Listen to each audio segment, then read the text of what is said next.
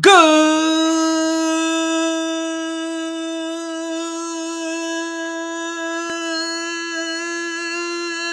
evening and welcome back to another edition of the MyT Sports Podcast. Hold on, that got a little twisted. Let's get you faded this way just a little bit. I am your host, the one and only talent, the 17th Wonder Taylor. It is another En Fuego day in the hottest city in the world. We are coming at you live and direct from South Florida.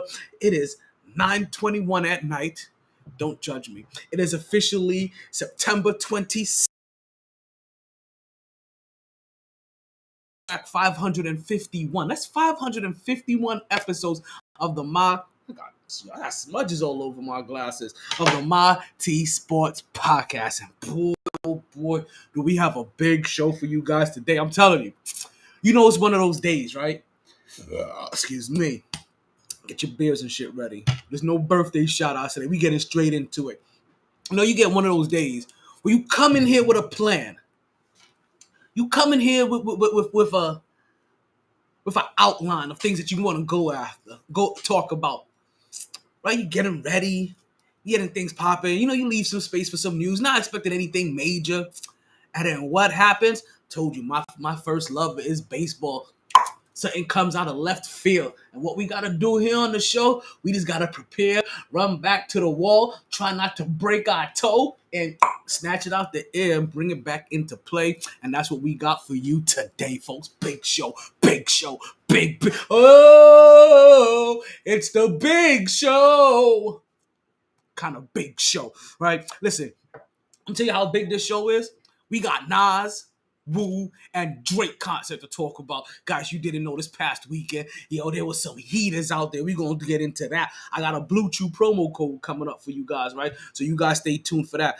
We had some hot piping stuff boiling down here in South Florida. Hope you got some of that steam heat that was going on. We got some Cholo versus Canelo coming up. Dion allegedly got humbled. I don't know how you humble somebody that's not already humble. We got some Dame trade to talk about. I told you there's some hot stuff happening in Florida. We got Thursday night football tomorrow. We have all that and more coming up next on the MyT Sports Podcast. But you know what we say here on the show, regardless of the time and regardless of the weather, it's always a blast on the MyT Sports Podcast. Can you co-sign for us one time, Coach? You play to win the game. Hello? Woo! So we're back at it like a sports fanatic. MyT Sports, that is. Woo! What a day. What a day. What a day to talk sports. Let's get right into it because we got our MyT topic of the day. And you know what that is. Our MyT topic of the day happens to be a topic that supersedes all other topics because it just breaks right into it. Let's go. Can we get into it? MyT. No, this one. MyT. This is a 5-star MyT moment. In case you didn't hear, sometime around noonish, I'm gonna say maybe like 1, 2. So maybe like 12 and 2, right? Maybe like 11 and 2. Right? Sometime around noonish. We got ourselves a little notification. And in this notification, we were advised that one Damian Lillard has been traded. Ring the alarms. Cause this is news that has been waiting. This is news that has been pent up. This is news that it was a story, then it wasn't a story, but now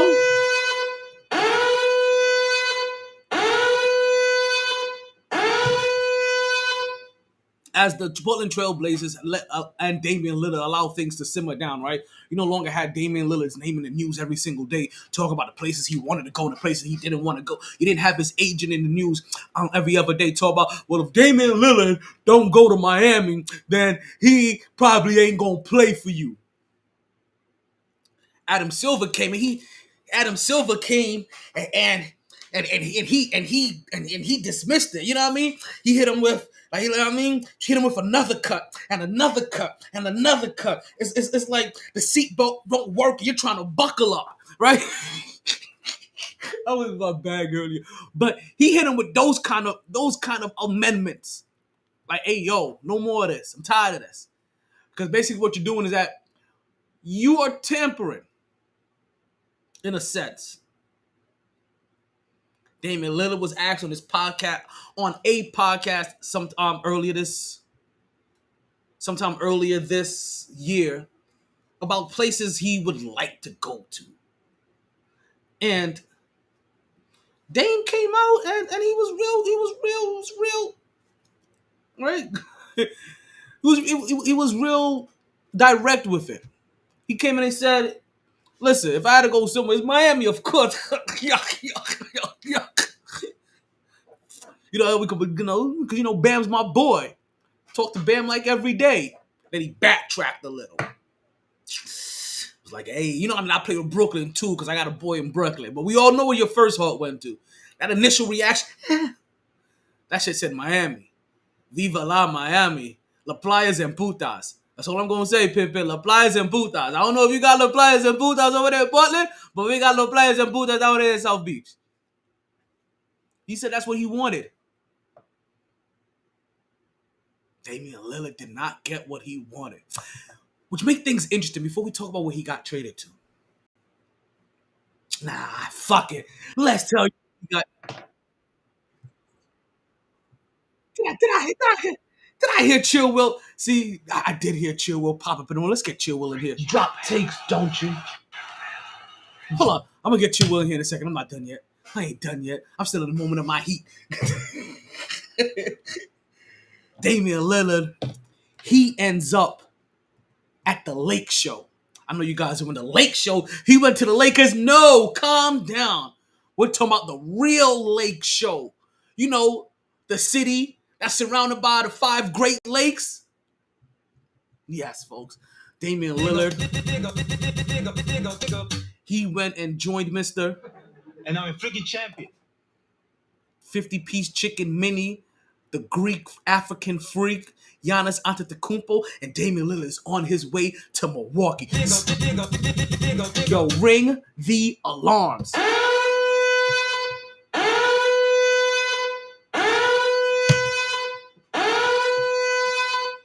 And they gave up nothing. Let's bring Chill Will in here because it is a momentous day. We got to hear from Chill Will because Chill Will is our senior Ohio correspondent. So, Cleveland, this is for you. Drop takes, don't you? Drop takes, don't you? Sir, yes, sir. Well, if you're going to drop takes, you might as well go ahead and drop them expeditiously. Cleveland, this is for you. Chill Will. Thank you as always for making it to the show. I know you heard this news about Damian Lillard. We about to get some feedback. Damian Lillard making his way over to Milwaukee. This has been big news. That started making waves over the summer, but kind of died down when Adam Silver talking about, we gonna cut this out. We gonna, another cut, another cut, and another cut. We gonna cut it out. The seatbelt won't try to buckle up. I'm telling you, I ain't gonna lie. I started doing something that I haven't done in a while, right? And I purposely did so because it gets me in a good rhythm, gets me in a good mood. I started listening to battle raps before the podcast again. Not listening to sports, but listening to battle rap. Getting into more like,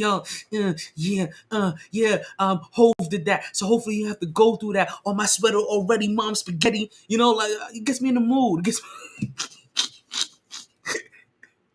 Chill, where you at? Listen, Heat fans, I want to hear from you. Knicks fans, I want to hear from you. Blazers fans, I want to hear from you. Bucks fans, I want to hear from you all. I got a poll running. pause, right? But I got a poll going on X, which if you type in x.com, it pulls up twitter.com. That's now X. This shit is confusing as fuck, is what I'm saying. Right? But I got a poll going on right now. Which fan base is the saltiest? I want to know. You go ahead and put a vote in. If you listen, if one of those votes, one of those teams ain't on there that you think, you'll type that shit in. I don't mind. But before we talk about who's happy, because we know Giannis is happy, right? We know Giannis is happy. But he has to be big happy. I haven't gone on Giannis's Twitter page. I haven't social media stalked them like some of these other bigger companies will do. Social media stalk, certain superstars to see what happens times like this, see how he's gonna respond. We're gonna do that tomorrow when we got a little bit more time. Right? But I ain't social media stalking to see how you responded, but I'm assuming that Giannis Antetokounmpo has to be a happy man right now. I have to assume that he is. Because Giannis Antetokounmpo over the summer, he, just like Damian Lillard told his team, yo, I don't want to play for you no more. Giannis Antetokounmpo told them, like, hey, yo, get your shit together, B. Get all of this together because I'm going to pull the LeBron on you. If I don't feel like you're doing the necessary steps to try to win, then I may just bounce. I can't guarantee my future here with you if it don't look like you doing what's necessary for me to be a multi-team champion. Because right now, we spinning our wheels. Right now, we look like the New York Knicks. We're just stuck with Bobby Portis and Chris Middleton and one of the Holiday brothers and a bunch of others. Right, we're looking like the Knicks right now. Second place, like second round knockout. Unless we run into the Heat and it's a first round knockout. Shout out to Can I Bus. Speaking of cannabis, I'm gonna take this quick moment, right, and give a shout out. What's going on, Empire? Oh, that's my homie. Hey, how you? Congratulations. So that you got engaged and shit. That shit is quick as fuck. Like, but listen, I'm gonna say it. Everybody else ain't gonna say that shit. I'm gonna tell you that shit, right? That shit's quick as fuck. But congratulations, though. I'm happy for you. Because as long as you happy, that's all that fucking matters. But that shit was quick as fuck, though. But hey, you know what I mean? When love and that dick is good, then all bets are off. Shout out to my homegirl. She just got engaged. She said yes. He went to Jared. Not the Subway guy, but the Jared with the rings.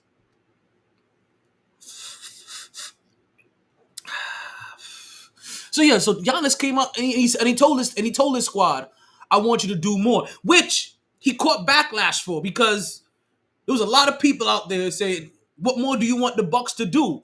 They have been putting a winning team around you for some time. They can't, like, they got you, Chris Middleton, they got you this. But I can understand what Giannis like, you got us this, guys.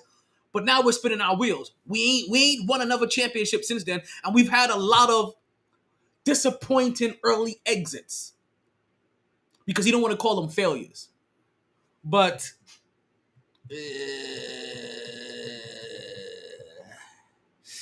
how can I say this, right? Without,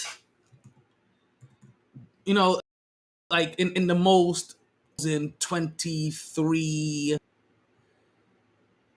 kid glove kind of way. You have failed this city. For a couple of years now. Even before you won your championship, the Miami Heat have always been your kryptonite.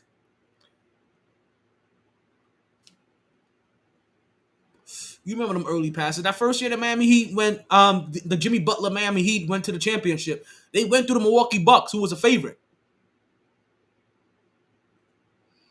Don't get it twisted. So why Giannis may have caught shit, right? Or caught a lot of heat for voicing his pleasure with his teams not making more progressive moves to his liking.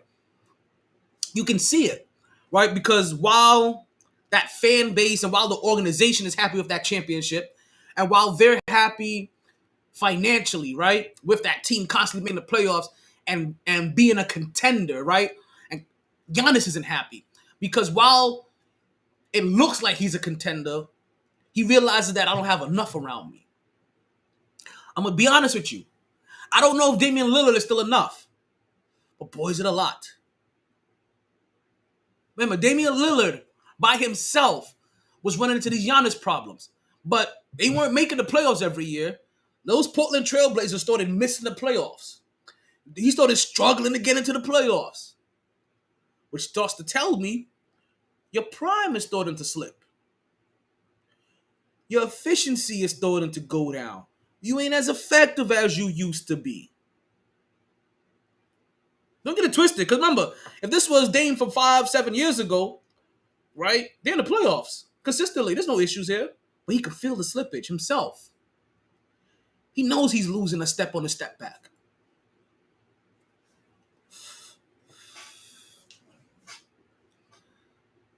But now it makes things intriguing, right? Not just for the Milwaukee fan base, but also for the whole NBA. Because even as a fan, right, as a Knicks fan, but a fan of the NBA, I want to see how this plays out. That's why I understand the people that hated on the New York Jets, right, when they got Aaron Rodgers. Like, don't you get? Actually, you know what? I can understand that. I could fully understand. It's Aaron Rodgers and it's the New York Jets. It's one of those perfect storm of hate. But Damian Lillard is one of the most beloved players in the NBA, and so is Giannis. So both of them together, they're going to make a beloved team. And for a fan like me, I'm curious. What's going on, Eliza? Welcome to the MyT Sports Podcast. Phone lines are open if you would like to join the conversation. You know what I mean? Any sports or life talk that you want to get off of your chest, you let us know.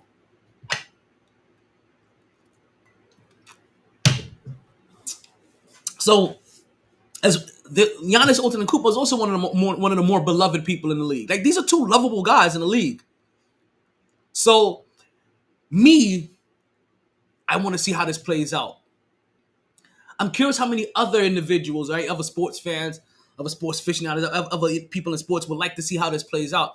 And if they do win, let's say they win 2 back to back, does the hate start to come?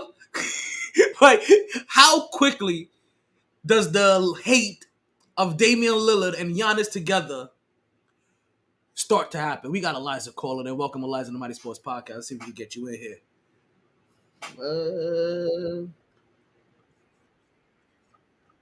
I am talking crazy. I'm always talking crazy. I mean, you always confuse me on talking crazy. How was I talking crazy this time? You know, I don't even. I don't even know you're there until like I hear you coming, and I'm like, okay, he heard all this shit. I just be talking. Did, did,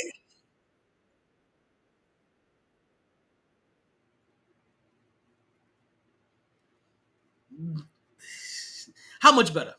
I'm giving you a phone call in a minute, KJ. I was gonna cold call you. I told you I was gonna return your phone call right here on the podcast. Get ready for it.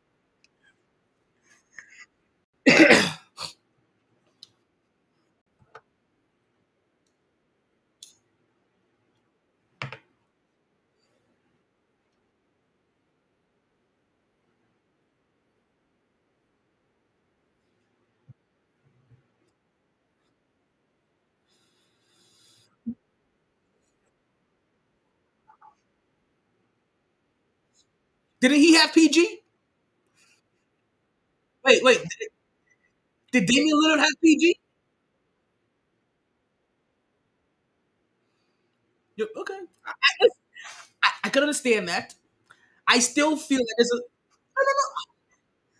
no. Because I feel there's a slippage. I feel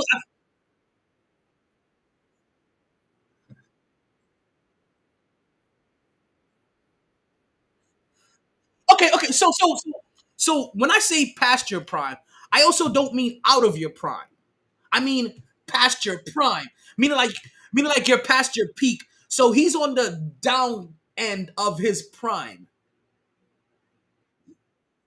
You know, so I don't know if that changes of I don't know if that changes of how I was trying to convey his prime, because there are levels to prime. If I would say he's out of his prime, that's out of your prime. Like coming into your prime, he's not quite in. You know what I mean? Like, so you have your prime in the middle, the top peak, and then you have coming into your prime and coming out of your prime, as you know what I mean, surrounding it.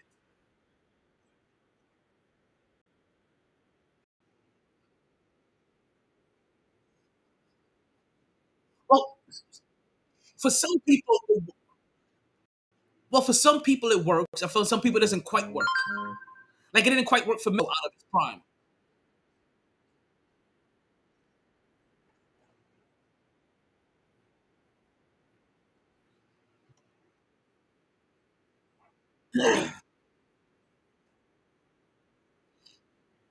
That's right. I mean, okay.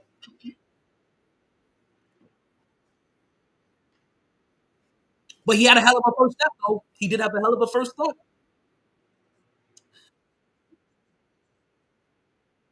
No, okay, that's not his hops though. But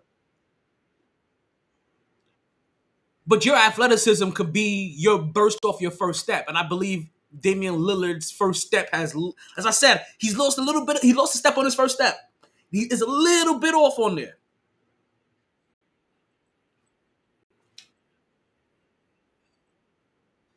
That is true. That is true. That range is up there.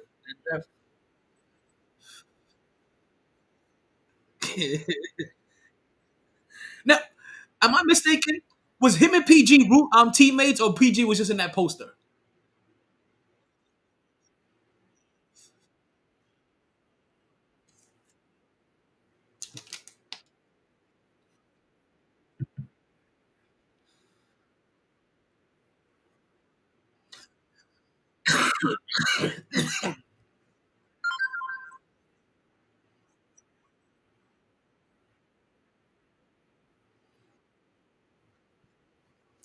Last of the Mohicans. The last of the Highlander shit.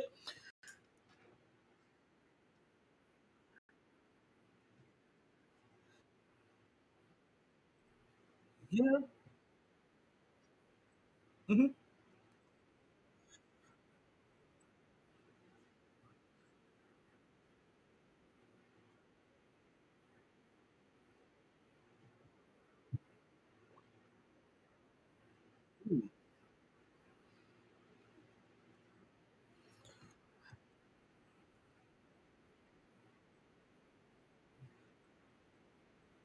But, but see, you say that, but then they managed to get Damian. Look, like, see, like, I feel you, right? Because that's how. No, see, I'm gonna tell you this, right? I feel like sometimes we have portions of us that are programmed in certain ways. Like that statement you just said, there's only so much you could do with the cap.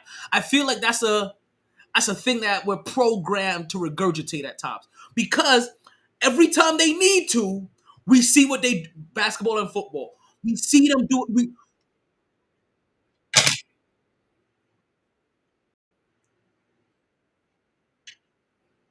That's true. No, he didn't want to leave. He didn't want to leave. Look, we know this, but make sure it's known to the listeners. He didn't want to leave. He's not one of those guys that like, oh my god, no, no, no. He did not want to leave.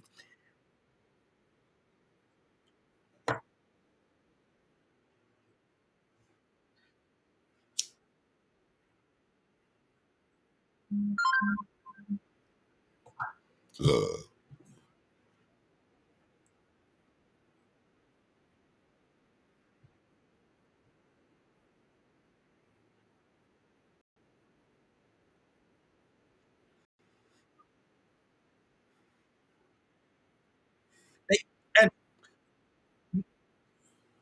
hold on, let's put out some beats. Okay, can, can we say Harden is out of his prime? Out? Okay, past. Okay, can we at least agree to past?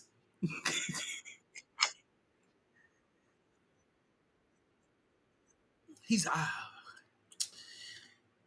is LeBron out of his prime? Well, okay. LeBron is out. LeBron is past his prime. See, because look, see, because but even but he doesn't. But he doesn't affect winning on a consistent basis like he used to, and those are the things that tell me that you're past your that you're past your prime.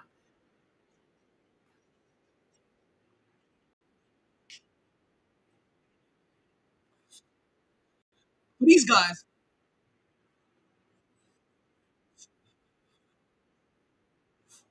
and I don't mean winning a championship. I mean consistently winning. Like in this instance, you don't have to win a championship to be in your prime. Like that's absurd. I'm not saying that. I'm saying winning, like when you're a guy that can constantly now bring your team to the playoffs, la la la la la. You generally guys can do that in their prime, and then when they start to fall out of their prime, they're no longer able to do this on a consistent basis, and you start seeing them struggling from being able to keep their team into like the top 3 and 4. You know what I mean? Some or the top 3 in their conference, top 4 in their conference, or even at a time top 6 in their conference to barely being able to make the playoffs on consistent years because they no longer can fully do it the way they used to. And it's okay. We all lose a stroke every once in a while. You know what I mean? Well, generally it happens when I'm a man. I'm 40. and for someone it happens a little bit sooner.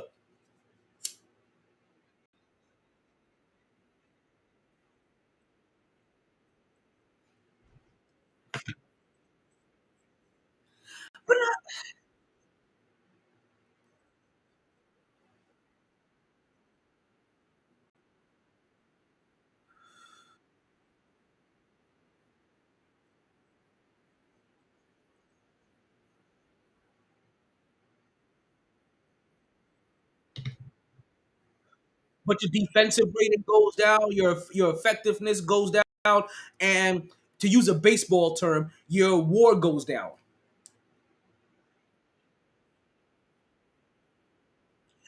No, but they happens though. You see, I'm not making that up. There's a real thing, like wins over replacement. Like there's a real thing as WAR, like and how you like you. Oh,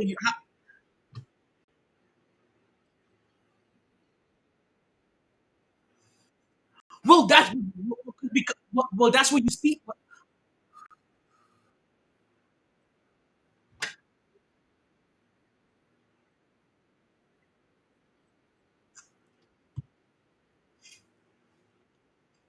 But he was taking different. He took multiple different versions of that team to the playoffs. It wasn't just that team. He took multiple versions of that team to the playoffs.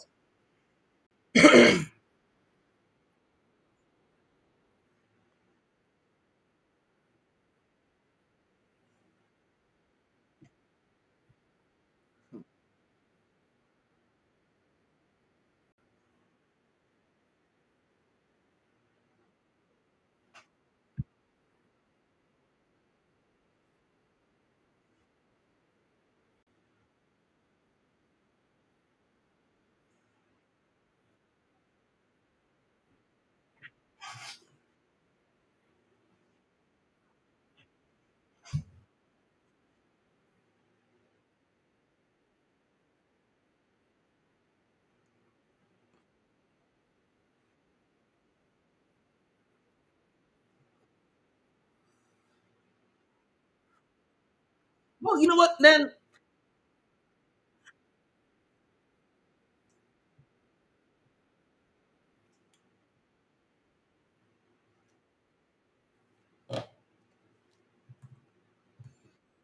did they? We're counting that.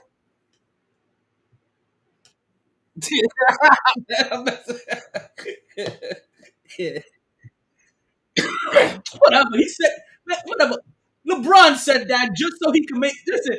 He tried to build his own narrative. And we've seen him do it before. Man, that was the hardest one, man, because anytime we ever had to go away on camp, like we like come on, man. He he built his own narrative. That was like, you guys, what narrative did he get caught trying to say? Oh yeah, I don't know if I'm gonna play, if I'm gonna come back. And then when he's like, yeah, you guys try to build a narrative that like I was retirement. Like, no, nigga, you said you wasn't sure if you were gonna continue basketball. And then nobody paid attention to you all off season. And then you came back and tried to be like, hey, what? Nobody said anything. Who's this we? Nobody said shit. Y'all know if you remember that. Like, because this just happened. This just happened like that in the last year.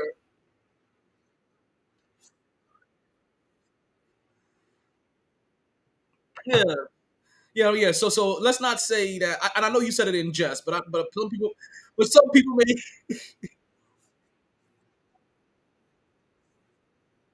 understand.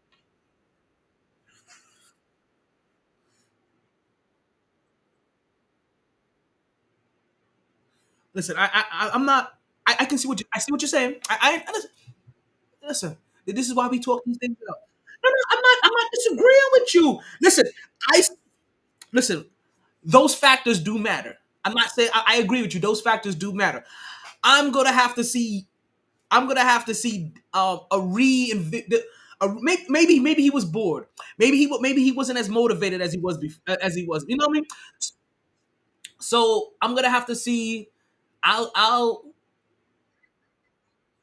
was that was that Julius Randle?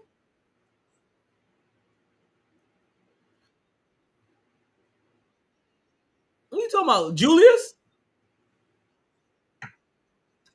I'm like Zach Randolph used to play for the Knicks, and he was getting 20 and 10s too. Then too.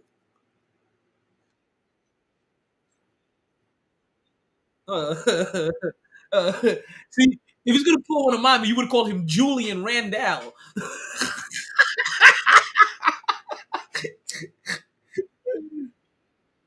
Because when he does bad, we call him Randell. Julian Octavius Randell when he does bad.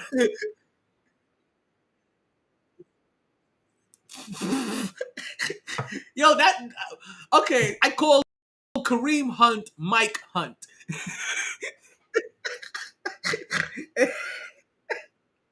Which is so how crazy is that? We were just talking about him, and then they brought him back in the league suddenly, and brought him back to Cleveland, and I missed out on him. I'm so mad about that.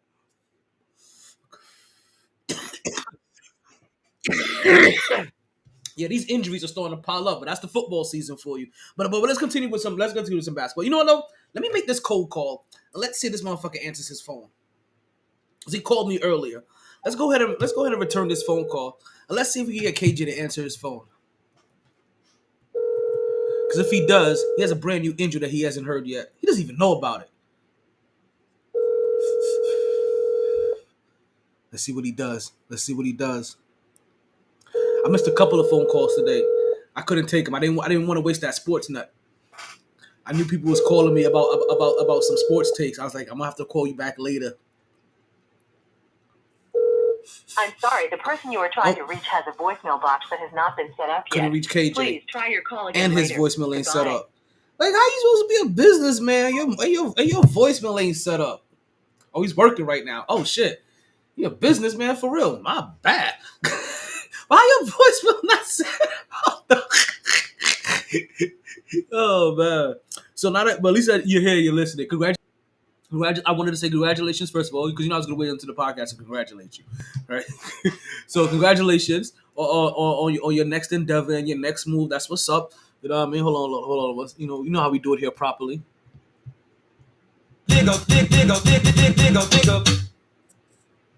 We gonna miss you, but you know you do what you do for your future and for your papers. Like, I wasn't joking. I have a goddaughter up in Virginia, up in the DMV area.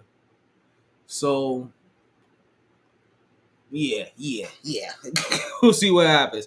You know what? We don't have KJ here. Actually, you know what? I'm gonna have to wait till KJ gets here for him to hear this intro, because KJ has a brand new intro. KJ has an official intro, folks. But we're gonna have to wait until we actually hear KJ's voice. I can't I can't pre-play. Pause. I can't pre-play intro off of, you know what I mean? Like, no, I want the real thing. Like, you don't waste the Viagra like to beat off. You waste the Viagra when Shorty finally responds to all your messages and she pulls up. You know what I mean? I'll, I'll get up there before I leave, October 29th. Okay, it got pushed back, so that's what's up.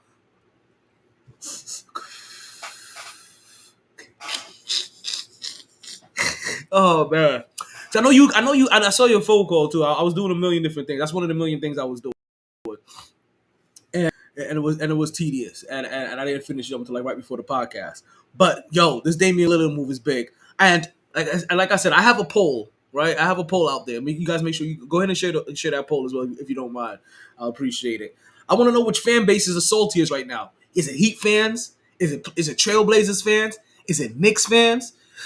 Is it who else would I say? Who else did I put on there? Whatever team did I put on there? Is it Brooklyn fans? Are Lakers fans upset? Like whatever team am I thinking about? Did they think were in the Portland were in the Damian Lillard hunt? Knicks fans upset. Oh, there were Phoenix rumors. Because there were rumors that Aiden was possibly going to get moved to go ahead and bring in Damian Lillard. You know what? I didn't even see the 3 teams involved in this trade. I just know that Milwaukee basically gave him up for the Holiday and the white dude that everybody calls Dirty. Like that's that's about it. That's all I remember. Let's see if I can find a quick image of it. Good. Thank you for images. I don't gotta read through 8 billion freaking articles. Pop this up for your boy one time. So let's see here. So look at this. That's funny. Portland Trailblazers Suns were involved in this.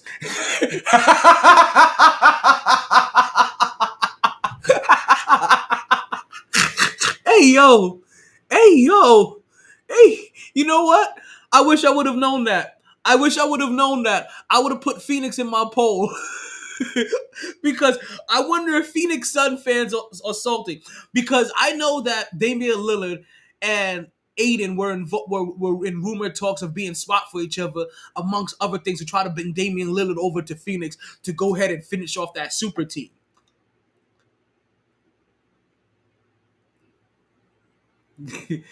But yo, who gets in here? So the Phoenix Suns get Yusuf Nurkic, Grayson Allen, that's the white dude everybody calls Dirty, right? Nasir Little. Speaking of Nasir, we're gonna talk about that Nasir Jones concert I went to earlier this weekend. That was pretty fucking dope, right? They get Keon Johnson, right? And that's the Phoenix Suns. That's who, I'm sorry, I said Portland, but that's the Phoenix Suns who gets Jokic, Grayson, Nasir, and Keon. And Portland gets Drew Holiday, DeAndre Ayton, Tumani Camara, and the 2029 first round pick. That's it? See, you know what though? I shouldn't say that's it. Because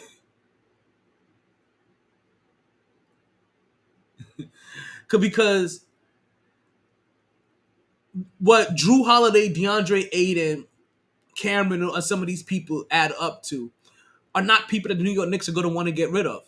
See, these names in New York Knicks world equals out to... Damn, I'm forgetting the Knicks players already. Equals out to Emmanuel Quickly. And it equals out to that other light-skinned boy that's now playing point guard for us. I mean, shooting guard for us. I'm forgetting his name suddenly. Right? That's who those names equal out to. It equal out to those guys that you've already grown to love, including a first round pick, because you know they're going to fleece the Knicks. It's going to end up being 2 first round picks, and hopefully you also get rid of Fournier. Let's see what we got here. We got KJ coming in here. All right. So let's say it's officially have a legit reason to not like the Heat. Dame was supposed to go to the Heat, and Dame would be there. It would have been another team in the East, clearly better than Milwaukee. Let's see. What else we got here? If Dame would have been, it would have been Giannis wouldn't re-up with an extension and would have eventually changed, and who would have swiped? He's talking about. See, he hit me with an alternate universe kind of shit a while ago. That's what he hit me with. He hit me with the multiverse of what would have happened if Dame would have went to the Miami Heat. But you know what? Let's stay basketball. Let's stay basketball. What ends up happening, right, is that if he doesn't go to the Heat now, right? I mean, the fact that he doesn't go to the Heat, and now that he's in Milwaukee, we now suspect that Giannis is gonna be happy for some time and want to stay there. Hopefully this pleases Damian Lillard and he re-ups in Milwaukee. Even though I don't think he's in threat of not having a of being out of a contract. I think he has at least 2 years on his contract, and maybe even a player option after that. So now what this does, this obviously reopens that revolving door of conversation that ties the Knicks into Joel Embiid, and even more so, Donovan Mitchell. Because as Chill Will knows, as our senior Ohio correspondent, right, that Donovan Mitchell does not want to stay in Cleveland. Cleveland! This is for you! Is basically what he told them while giving them the middle finger when they offered him a contract extension. They've offered him a contract extension twice now, and he's like, "Yeah, nah, I'm good. I don't think this is for me, B. I don't want like if I'm gonna live in some place cold out east-ish, it's gonna be New York." Like, he's like, "Fuck this. This isn't big city enough for me." What What did he say? What did he say?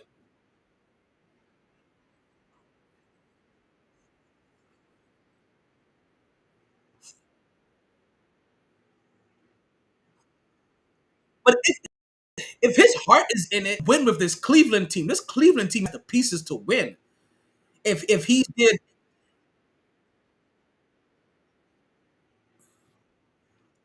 now you bringing Miami into this. See, I have not heard about Damian Lillard tied into the Miami Heat. Have you heard something different? Talk to me.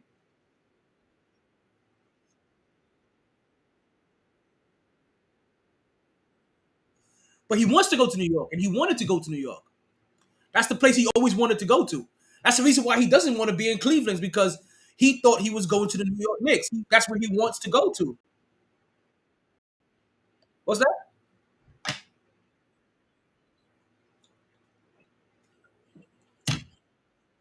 So that's what I'm saying. So New York and Cleveland kind of have. So, but he wants to win too. And that's what I'm saying. A motivated Damian Lillard, not Damian Lillard, but Donovan Mitchell. That's what I'm saying.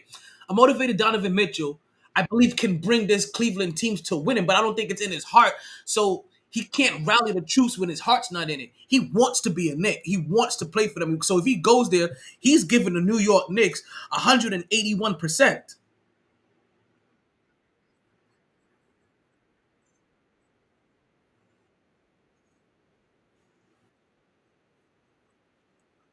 But he could win in New York.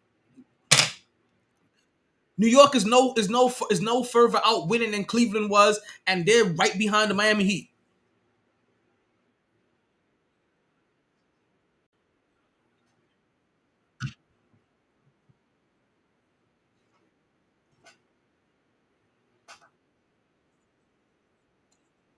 Listen, man, I don't like the idea. Listen, I haven't heard this before. I don't like the idea. I want to entertain of him going to the Heat. He comes to the Heat. I don't want to have to hate Donovan Mitchell. 'Cause I'm telling you right now. You see how nice. You see how nice and pleasantly I talk about Donovan Mitchell. I have never once yet hold his feet to the flame. Right? I have not. He has not been held accountable for not winning yet. Right, like he's one of these next guys up, and he should start being held accountable. He's not. I'm not holding him. Do you hear how fond I speak of him? Listen. I'm telling you today, on September 20th. I know. But I listen. We gonna get back to reality for a second. I'm telling you right now, on September 27th, if if Donovan Mitchell ends up a Miami Heat, the way I talk about him is going to 100% turn. I cannot like him anymore. And you understand? And even more so, I'm going to end up turning on Jimmy Butler. Because I speak of Jimmy Butler very fondly to be a Miami Heat as well. He wants to go. I'm saying that this is where he wants to go to try to win. This is him.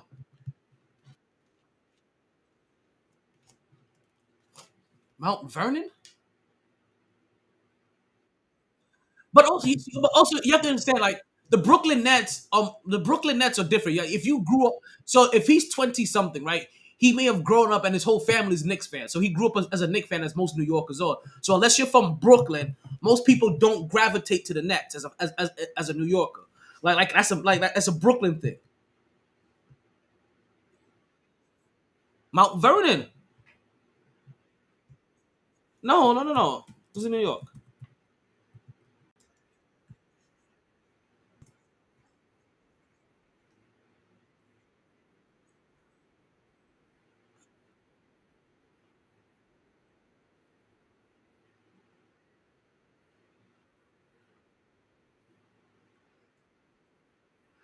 See, right now you just saying you just spreading rumors. You're spreading you're trying to spread.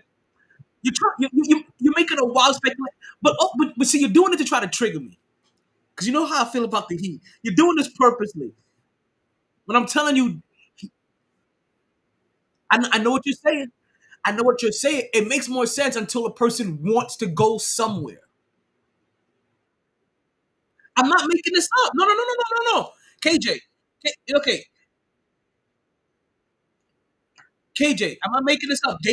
Donovan Mitchell, pop on Instagram real quick to see if you see this one. Donovan Mitchell wants to go to New York.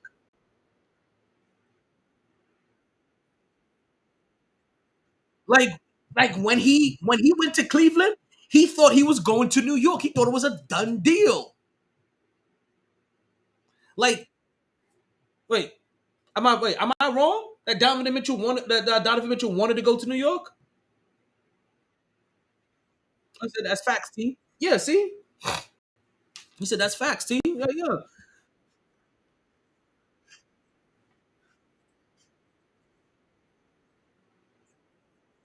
That's the reason why he's not re-signing with Cleveland because he wanted to go to New York. That's what this is. I'm not making these things up. So Joel Embiid being tied to New York.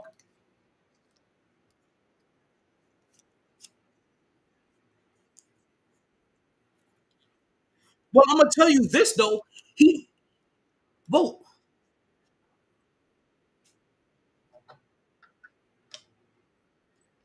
so I'm gonna tell you the weirdness about this. There's a small part of me that already believes he may end up in one of those teams because I don't think the New York Knicks want him anymore. See, you see, exactly. See these, but I live. Remember, hey, you're my senior Ohio correspondent. I'm your senior New York correspondent, all the way from Florida.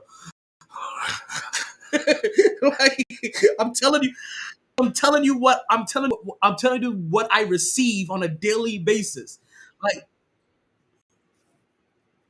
Like, this isn't one of what's that? Nah, like there's a small part of me that believes that the New York Knicks no longer wants Donovan. But listen, I could be wrong about this feeling, right? I'm getting this weird vibe from how the organization has been maneuvering and some of the verbiage when it comes to Donovan Mitchell. Right now I'm gonna tell you this: Donovan Mitchell coming to the Knicks is is more of a lock, right? And there's more truth to that than there is about Joel Embiid. Joel Embiid is the rumor. Joel Embiid is the pipe dream. Joel Embiid is the pie in the sky. We're like, oh, if he's unhappy, no, no, no, no. That's the he yeah, like he's the if this and if that, if this and if that. Donovan Mitchell, I know for a fact, wants to be a Knick. Like, this is a goal in his life. Like, if there's anybody else out of all of these people who are hopes, he wants to win a ring with New York. That's the thing about. That's the thing about it. That's like okay, Carmelo Anthony. He wanted to win a ring in New York. He wanted to be a Knick.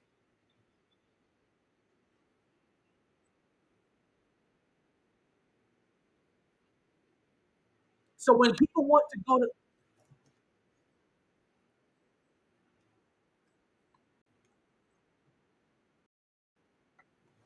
yeah, he did. Yeah, yeah, he did.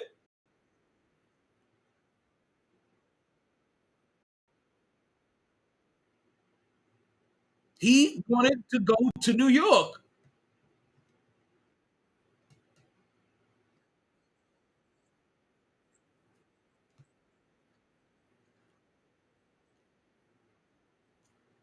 he didn't. He didn't go to the end of his prime. He went after his rookie contract that had expired. So you did the rookie contract. You get that first extension. After that first extension, he bounced like all of these guys have done now.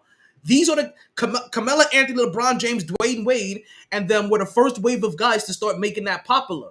Was at let's go right. Let's leave right at the end of our rookie contract. We're not gonna go. We're not gonna wait and do another 5-7 years. I'm with this team and wait. No, we're gonna start making our moves right then and there. This is those are the guys that started that. That's Carmelo Anthony coming to the Knicks. These are in their prime.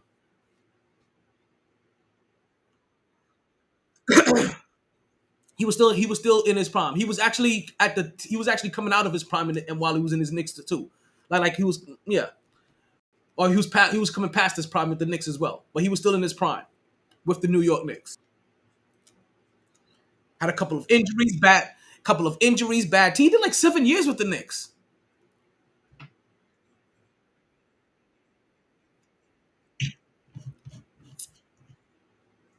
Yeah, so that's what I'm saying. Like, I know what you're saying, Chill Will, but when somebody wants to go, Melo only did his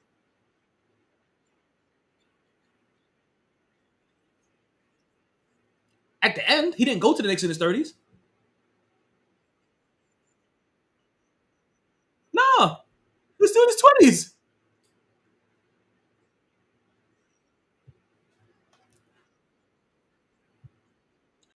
Melo came into the league when he was 19. He did 1 year of college. Won a championship with Syracuse as a freshman.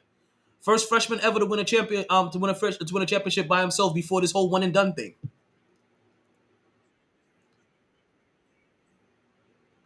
27, 27, 28 ish. Yeah. Okay, why don't we do what age was Melo when he went to the because I'm telling you all of let's see. It said I say Melo, they pulled up Patrick Mahomes.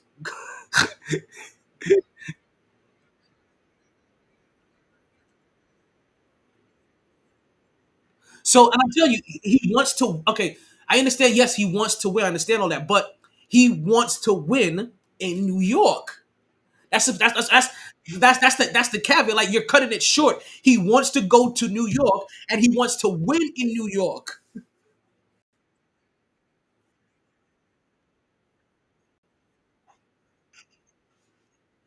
He came and KJ, yeah, he came to New York when he was 27.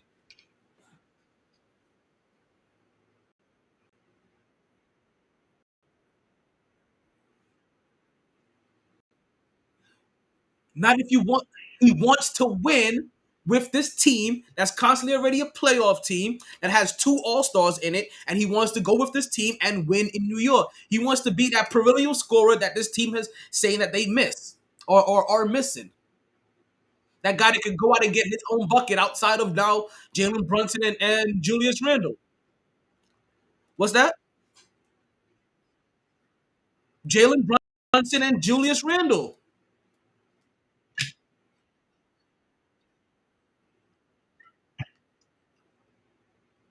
Donovan Mitchell plays the two.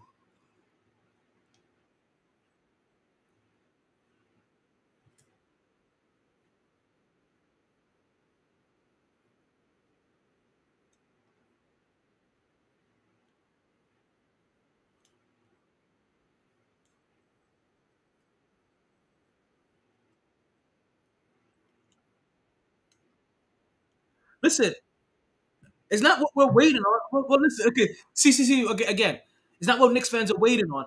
I'm telling you, okay, we, what I'm trying to tell you, right? 'Cause how we got down this rabbit hole is that now that Damian Lillard is out of the picture, right? If we're talking New York now, the next star that gets tied to New York now, this opens around that revolving door. And that's why I mentioned it this way, because this is exactly what happens. And this is how we get down here. It opens back a revolving door of the conversation that now revolves around Donovan Mitchell coming to New York because we know that he's not going to stay in Cleveland. We know he's not happy in Cleveland. And we all know where he wants.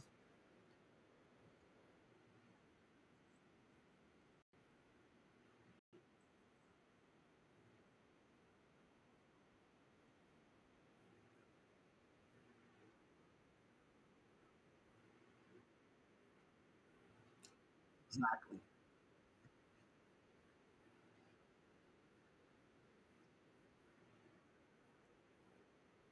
Well, listen, if you don't want to be somewhere, you're generally unhappy the whole time. As much as you want to enjoy the place, you're generally unhappy because you don't want to be there.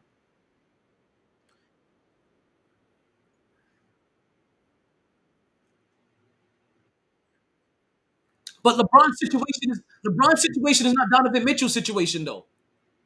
Donovan Mitchell was offered a contract extension, and he said, "No, I'm not re-signing with you." No, because I don't want to be here. Period. I've never wanted to be here. I never wanted to be a Cav.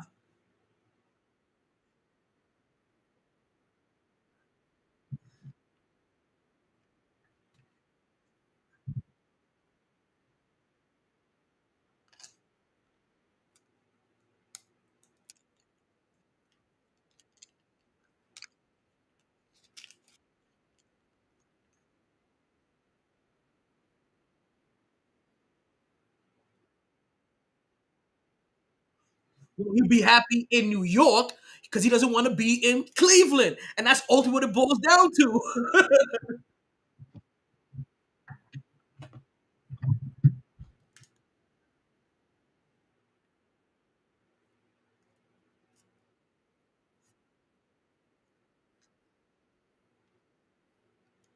I'm not saying those are not possibilities. I'm just letting you know he does not. He's unhappy and does not want to be in Cleveland. This is what comes out of his camp.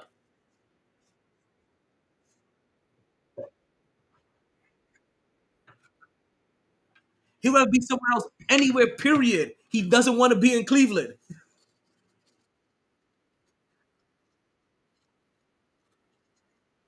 And but that's exactly what he wanted to do. I'm not making that up. He wanted to be in New York.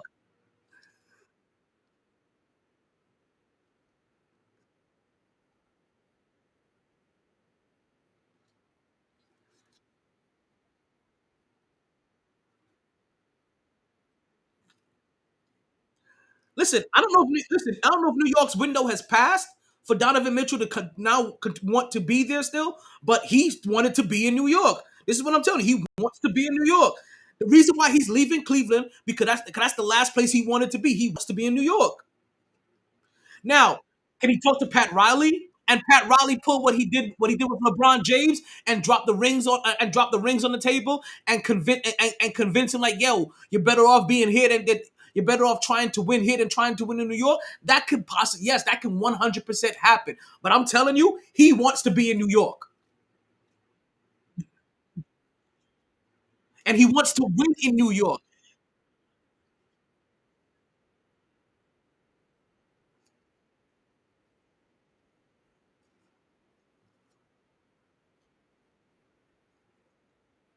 Well, he wants to be in New York and he wanted to win, and he wants to try to win in New York.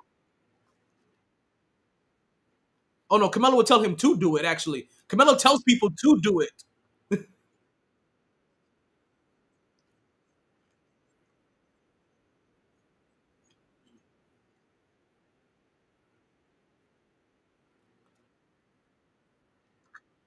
Carmelo go tell him to go do it in New York.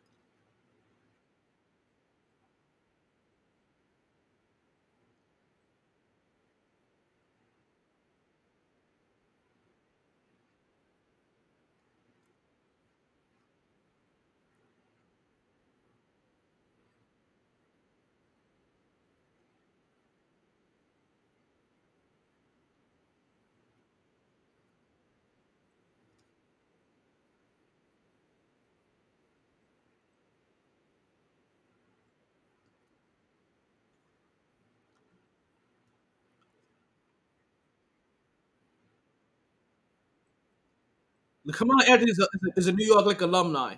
He's he's gonna tell him to go to New York. He's not gonna convince him not to go to New York to try to win a ring.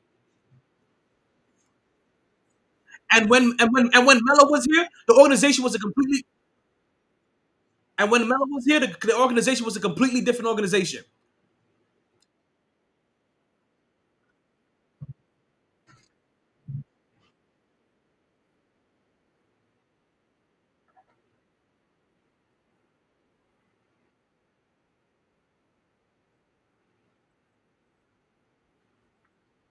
I know what you're 100% right. And then every once in a while, there's no.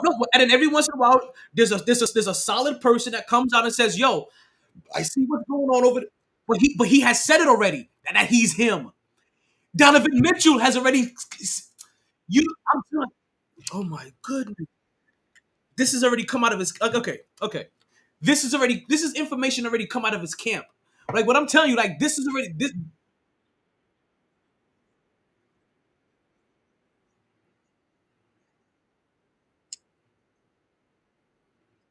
You act like every single person comes out on social media and they talk for themselves, or some of them don't make sure their agent handles all their business and they talk through their agent in their camp. I'm telling. Okay, okay. What I'm not okay. Chill, Will. Don't mix what I'm saying is gonna happen versus what I'm telling you that somebody wants. Donovan Mitchell wants to be a New York Knick. You talk about the winning. He wants to win with New York. He's one of those people that wants to win with New York and in New York with this current team. He can't say, "Oh, No, I am not making this up. This is information that has already been out there." No, no, no, no, no, no. Now, when he becomes no, no, no, no, not now. When he becomes a free agent, may he choose something else because, like I said, may Pat Riley come and drop some rings on the table and convince him that that that winning elsewhere may be better for him. Yeah, that may happen. But I'm already telling you what's already been said and put out there. This is information that's already out there.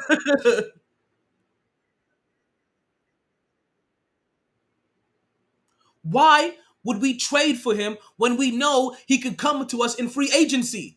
Because he doesn't want to be in Cleveland.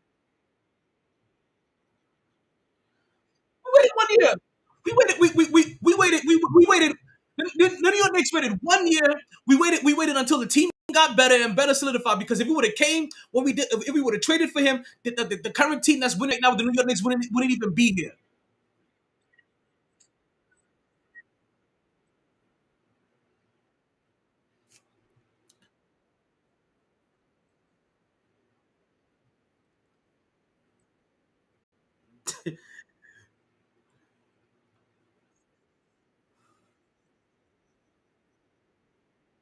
What? Okay, so they tried to trade. Okay, no, no. Okay, so listen. So they tried to trade for him, right?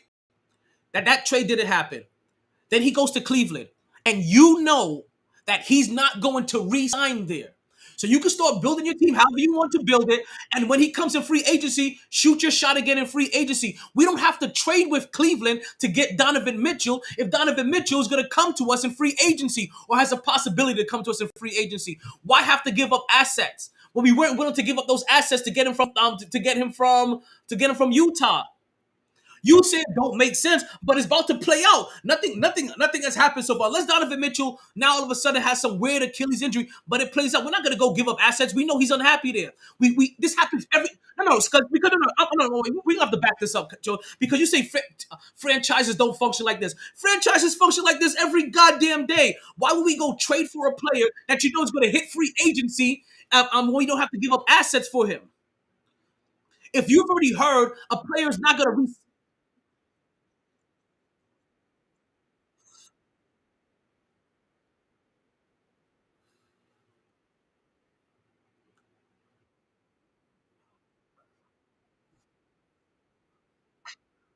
okay, it's not put who you're not putting your shit on pause. You're not putting your franchise on pause. You're not putting your franchise on pause. What you're saying is that we can still do better, or we can still we can still maintain and manage, and we know that he will be available in free. Chill, Will, your wallet. Why trade for me?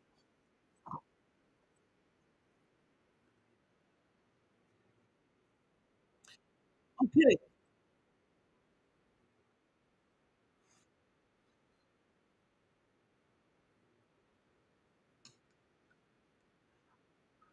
okay, all right. So that's what I'm saying. The Knicks franchise. Okay, you just said they're not going to win with Donovan Mitchell. So if they get him or they don't get him, it really don't matter, does it?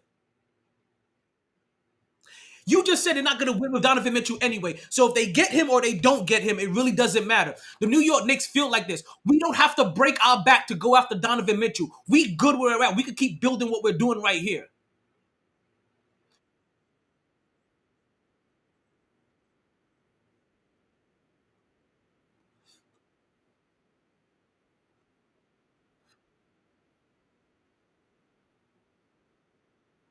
And listen, and this is now not everybody goes into the media. Not everybody goes on social media and airs out all their shit. Now,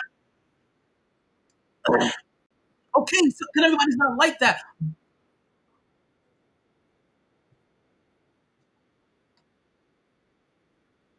No, but okay, but I didn't know the Cavs. Okay, also like I didn't know the Cavs were going to swoop in and get Donovan Mitchell anyway because the New York Knicks were in. Did we not? Okay, okay, let's go ahead. Were the New York Knicks not in talk? Okay, when you guys got Donovan Mitchell, were the New York Knicks not also in talks and putting together a trade package to try to get Donovan Mitchell? Okay, then. That was because he wanted to be a New York Knick, and that was already said and vocalized. Now, it may not have been vocalized how Damian Lillard vocalized it. It may not have been vocalized how LeBron James vocalized it, but it was put through the proper channels, so this was already known. And if and now maybe now I don't know if I don't know if talks with you see I don't know what was going on in Cleveland because Cleveland came out of left field to me when it came to this package.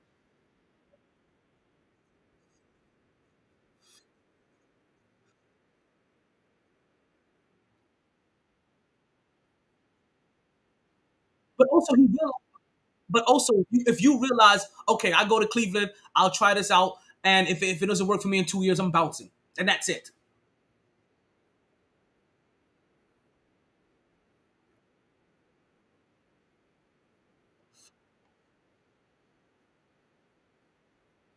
Not if, not if the New York Knicks don't want to do business with the Cavs though. So at this point, they don't want to have to go trade.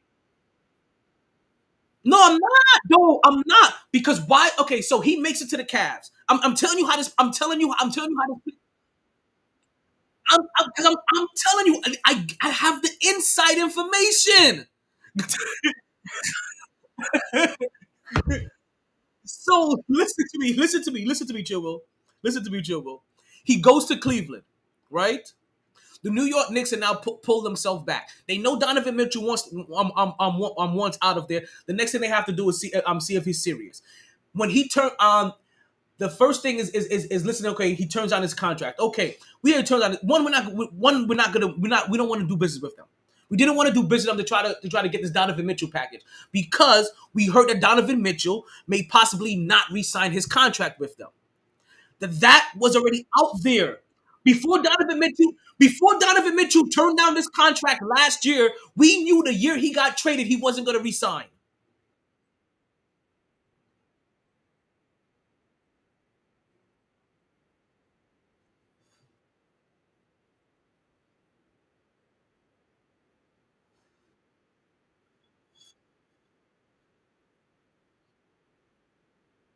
So we were not. Let's go ahead and gut our team and give away all our future assets to go ahead and get a guy that if we're no, but this is how they're thinking though. I'm not making this up.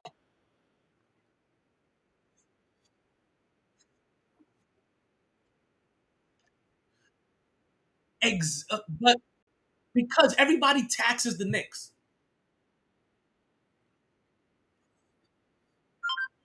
Okay, I know what you're saying.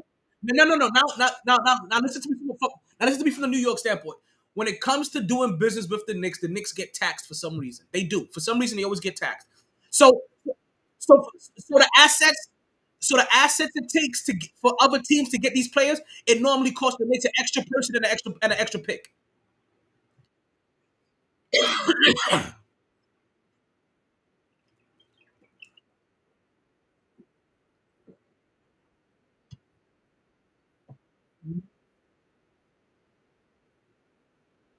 Three. It was gonna take three picks. It was gonna take three. It was gonna take three people and two picks. It was gonna take three people and two picks.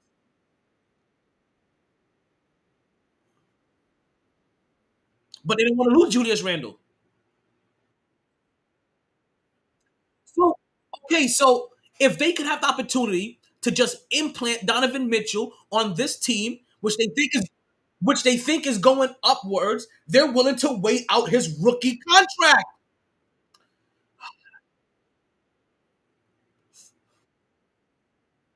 Same coach is there. Same coach.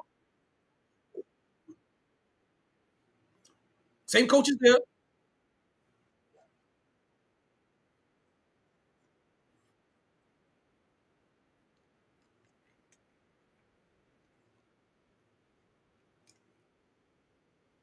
And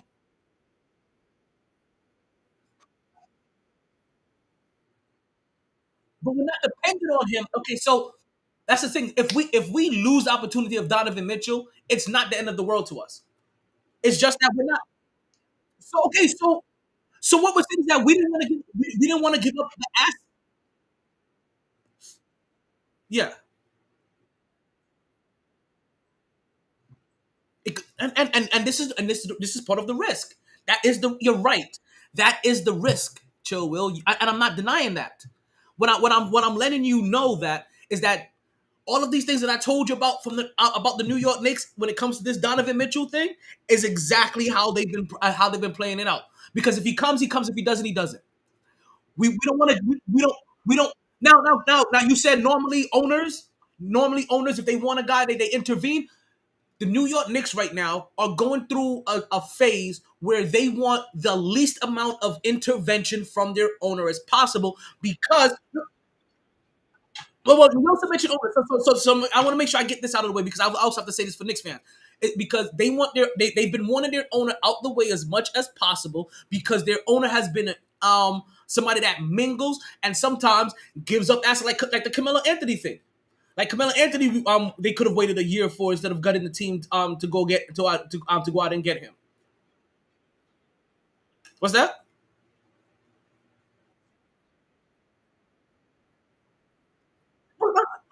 Like I said, I know you're saying so well.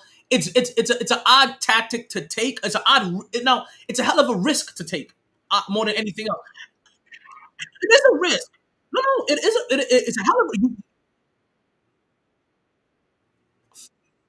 Yeah, Chill. It's a hell of a risk, and you mentioned all of the reasons why it is a risk because it's not a common way that you generally want to do things if you want a player, right? You run the risk of other franchises that may be closer with much bigger stars being able to entice him, but they are banking on that if he does come to the Knicks, the fact that this is where he wants to be and this is where he wants to try to win a chip with. So if this is his personal wants, it's like Jalen Brunson. Like for instance, Jalen Brunson and the Dallas Mavericks. After a certain point in time, there was nothing the Dallas Mavericks could do to convince Jalen Brunson that he wasn't going to leave and come to New York. He had made up his mind. I wanted to be a Knick. So this is where so this is what they're planning on. Instead of having to give up because they did it with Carmelo Anthony. So remember, sometimes franchises want to try to do things differently than how they did it before. They felt like they gave up too many assets to get Carmelo Anthony for a person that they felt that they could have gotten if they just waited till free agency. Now you have the same opportunity to kind of replay it with a Donovan Mitchell, and they say, you know what? When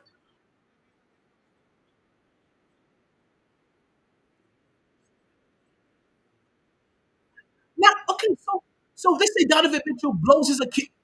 Now, I don't want to say something like this. Let's say Donovan Mitchell falls off while he's in Cleveland. Then the Knicks lose nothing. You understand? Let's like if he if like when he like if he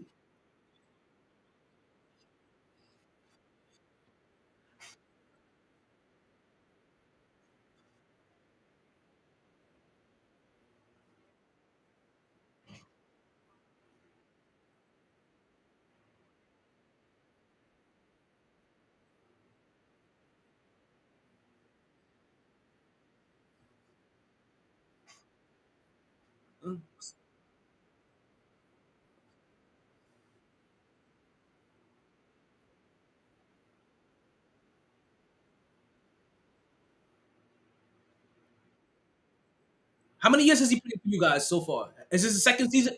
He's played two full seasons with you guys.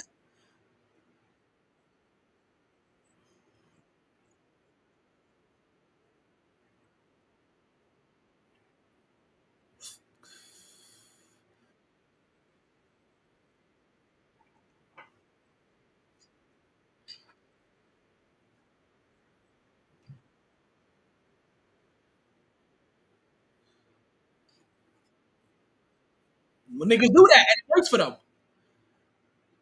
Some niggas do that and it works for them. Some niggas sit in the friend zone for 4 years and wait for and wait that long for the pussy, and they end up getting pussy though. But they get the pussy. They end up getting the pussy.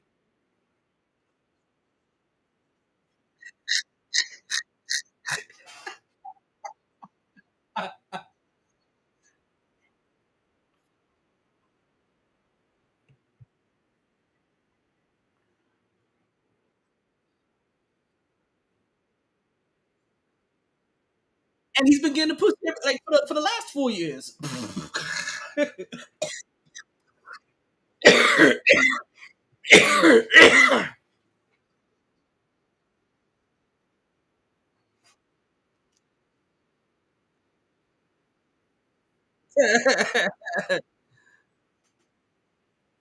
You're right. I never said it was conventional.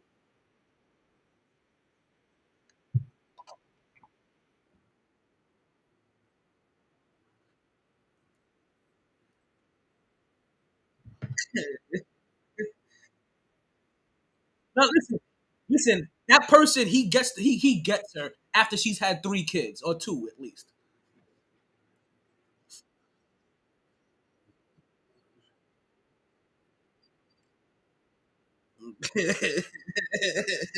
Okay, let's move on for some basketball, right? I didn't even realize we was gonna get this. See, this is what happens though when we're talking about directly in facts, like two people that are fans of the Knicks and Cleveland fan base, right? So let's bring some stuff down south a little bit, right? Let's Caught let's on talk. camera in Florida. Florida man decided to bring an alligator with him while making a beer run. Cocaine. I don't know how else to really talk about what I saw happen in Miami on Sunday. Every time I blinked and I looked up, every time I turned my head, like to be honest with you, red zone for the 1 p.m. to 4 p.m. time frame, you might as well had just put on the Miami Dolphins game. The Miami Dolphins scored 70 points against the Coral Spring Broncos. I mean, the Denver Broncos. Or whatever local city that you have where they play Pop Warner football at, insert that city there and call them the Broncos because that's what they look like.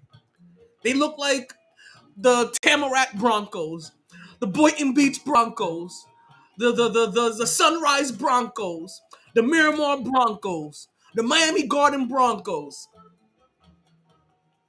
Colorado Springs Broncos. What's over there in Colorado? The Boulder Broncos, the Aurora Broncos. Yeah, I know some cities in Colorado. I used to work for Colorado Hospital. Like, oh,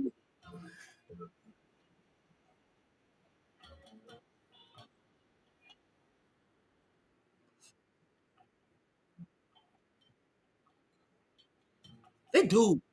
They do. They got no vibe, no wave, no hype. You got Shohei Otani, you got Aaron Judge, you got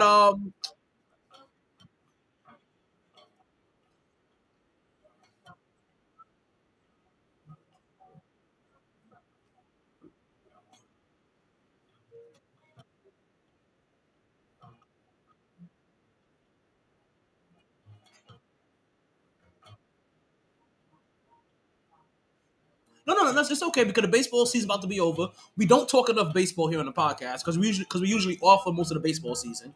And you're right though. There are some tremendous, and you know what though, baseball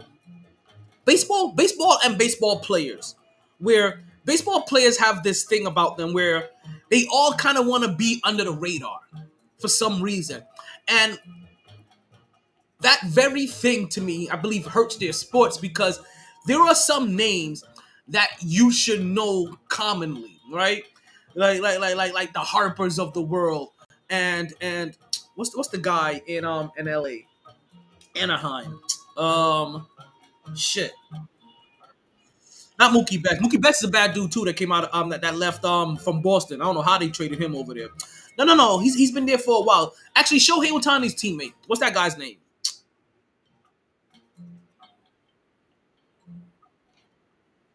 That white boy, the big bulky white boy. But that's the problem because he's been in the league for at least a dozen years. The guy that we can't remember his name, he's been in the league for at least a dozen years. But there's not enough hype around these players. There's not and you see their faces like basketball players. So there's not enough spotlight on them because also they try to be low key them damn selves as stars, and it makes it makes their sport like not only is your sport already kind of boring, but then it's like okay, your sport is boring and you have boring athletes. Like, and then, but also like I said, it's bad too because anytime an athlete tries to show personality, then they get checked by all of the other athletes that hey, this isn't a personality sport. It's like the other. You know what's crazy? You know how they used to call the NFL the no fun league because the owners used to penalize you for everything fun. The baseball players penalize other baseball players for trying to bring fun to the sport. That's the crazy thing about it. Mike Trout, yes, yes.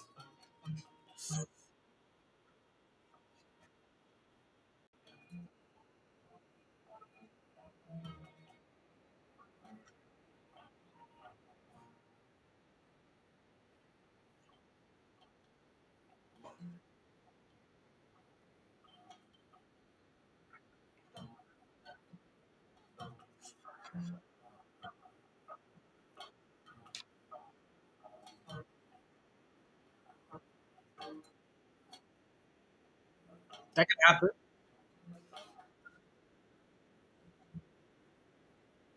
And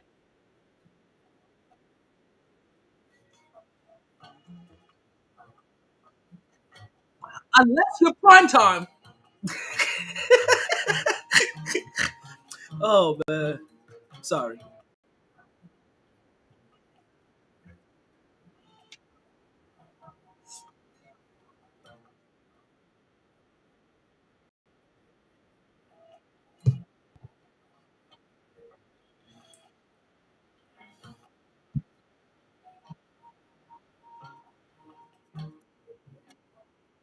Ken, Ken Griffey Jr.'s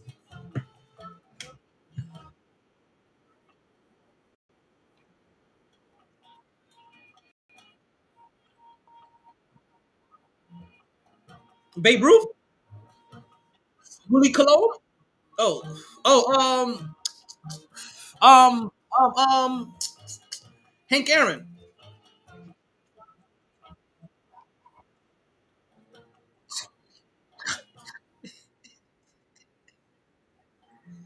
the Suburbans.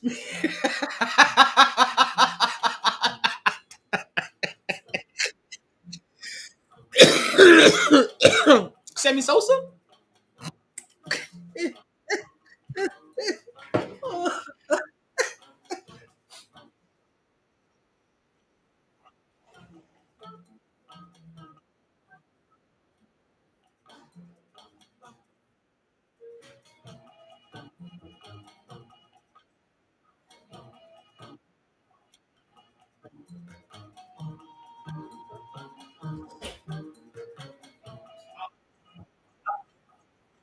Oh, yeah, I don't know what we're talking about. I don't know if I would remember that one. I would have remembered that one.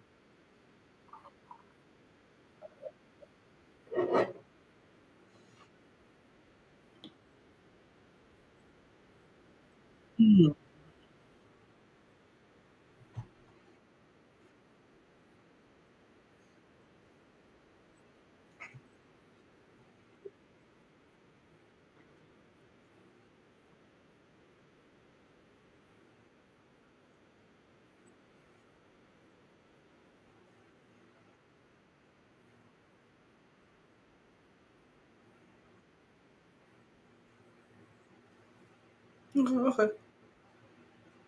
Listen, how are you? But it goes our baseball talk. We go as we go, get our diamond notes in here real quick. But let's go back down to Florida. Come on, camera in Florida. Florida man decided to bring an alligator with him while making a beer run. Cocaine. So back to this game. I know. Did you see this game live, Chill Will, or did you hear about it? The Dolphins.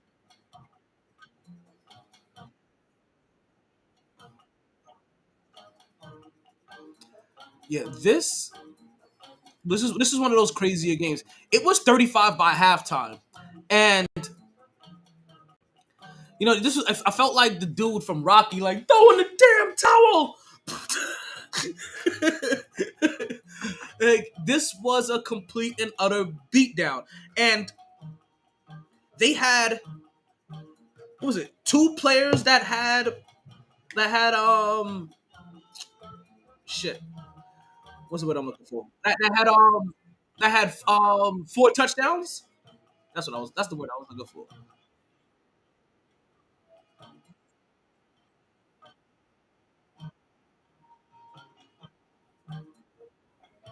Yeah, so they had, let's see here. They had Mustard with Raheem Mustard with three rushing touchdowns and one receiving. Then they had A Chain. Yeah, he had two rushing. He said his name ain't A Chain anymore. It's Achan, right? Yeah, Achan. I'm not saying it's not. I'm calling him A Chain, but it's not A Chain. It's he said it's like Achan, Chan.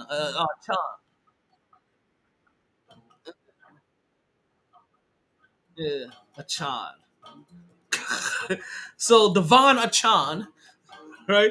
He had two receiving touchdowns and also two rushing touchdowns. So there goes your two or four. So that's eight touchdowns right there alone, people. Just to let you guys know, in case you're keeping track at home, right?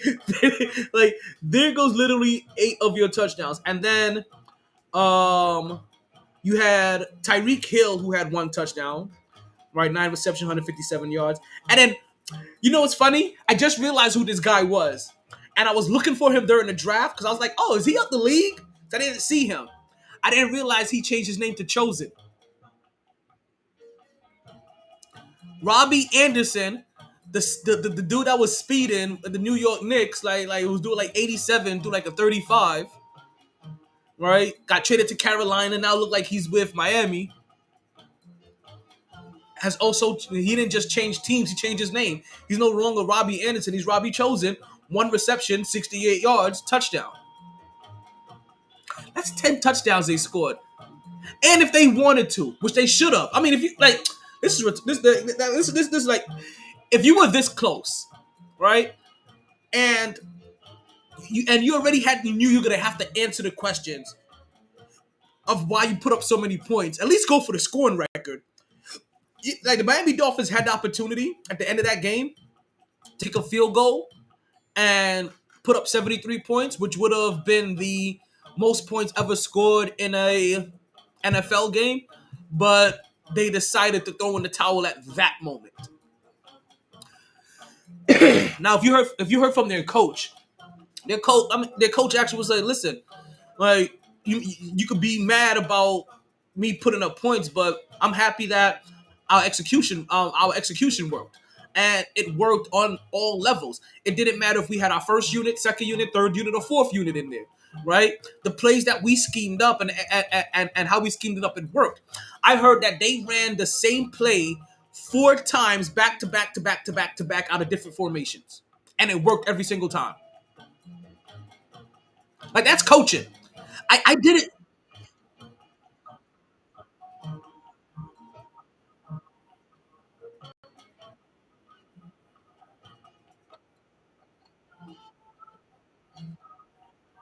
Yeah, he's a good coach.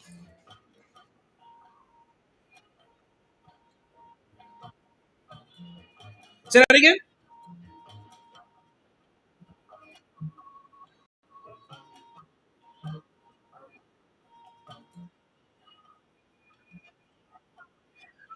I won't say that about Andy Reid because Andy Reid, while he wasn't winning championships, he was a hell of a coach, man. I don't put Andy Reid in there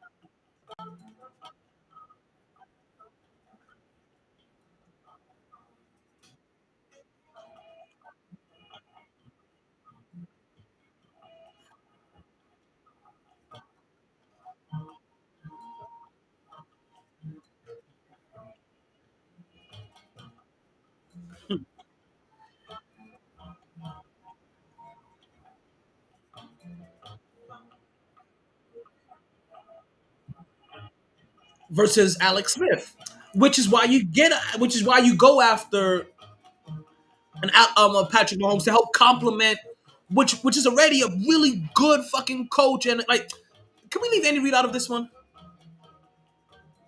Can we just leave Andy? Like, I know what you're saying. I fully understand your point. Can we just leave Andy Reid out of this one?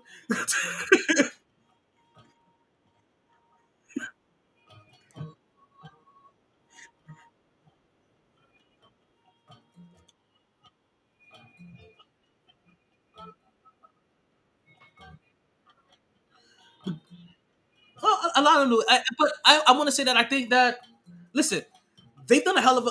I want to stick with Miami, right? Because this is our Florida man segment. Miami has done a hell of a job down here, right? Where their general manager for the last couple of years has gone full Al Davis and went after speed after speed after speed after speed.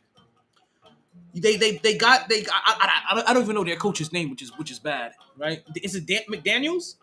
No, it's not McDaniel's. I'm tripping. What's the coach's name down here? Hold on, let me see. Oh, it is McDaniel. Oh, McDaniel, Mike McDaniel, not McDaniel's. Okay. I was like, wait a minute, McDaniel is a. I would say McDaniel is one of those Patriots like assistant coaches.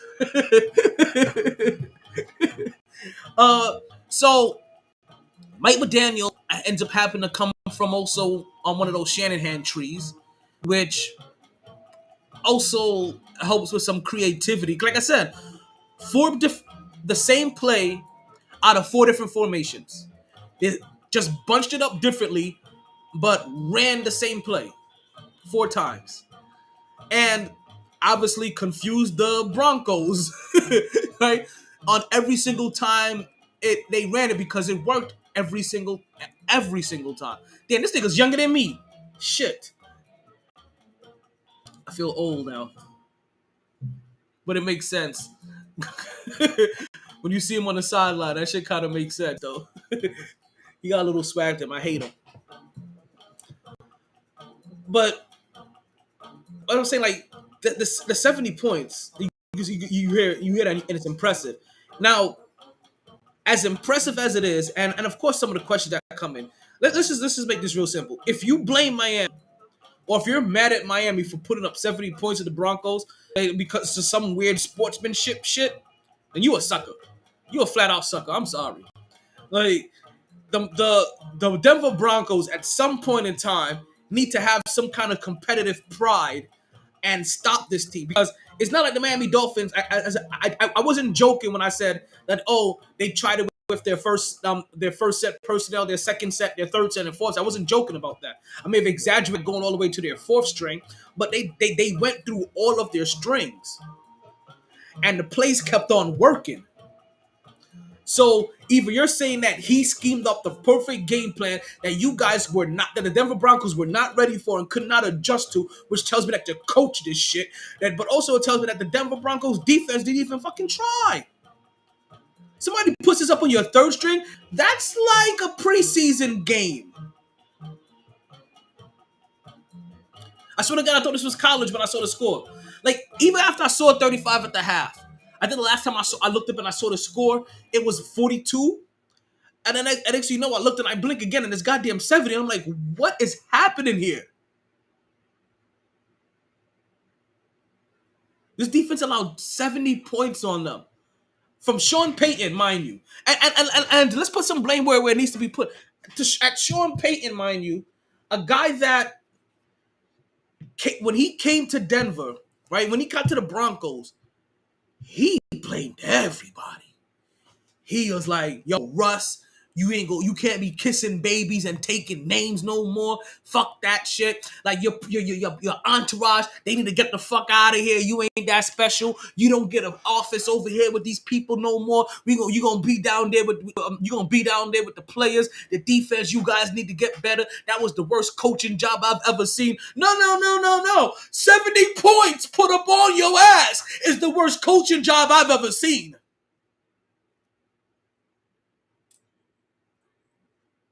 Boy, talk about karma. Like this football season. I don't know what year this is considered. Super Bowl year this is considered. But we gonna rename this the year of karma, because some of the things that we have seen happen, the injury to Aaron Rodgers on the fourth play, right? The Denver Broncos getting 70 dropped on them when this was supposed to be a brand new Broncos team. Right? Kareem Hunt, a.k.a. Mike Hunt, right? Making his way back to Cleveland, mind you, after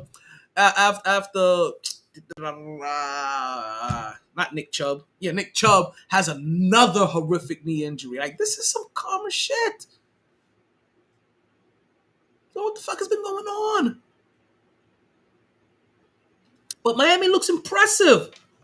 Miami really looks impressed. Like, you understand, I'm a Jets fan.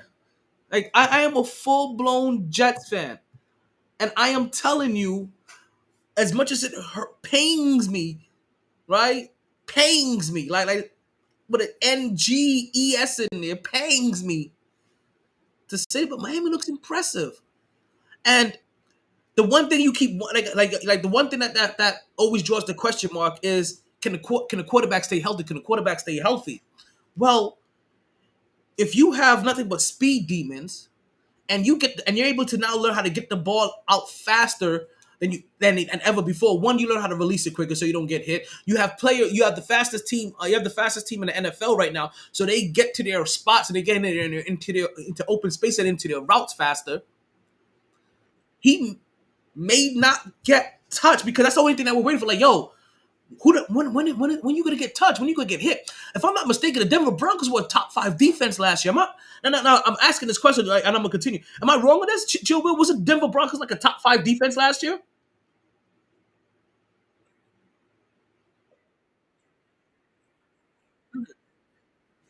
So to go from they're not top 5, they were at least top 10. Like, they were a good defense last year.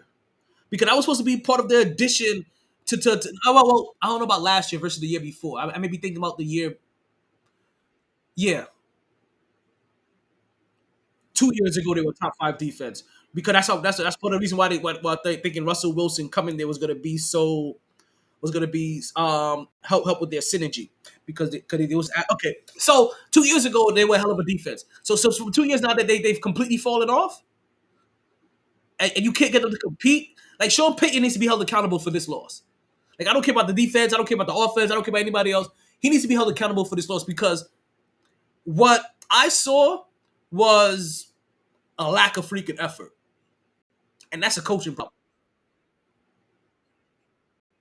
14 last. Okay. I'm probably thinking about the what's that?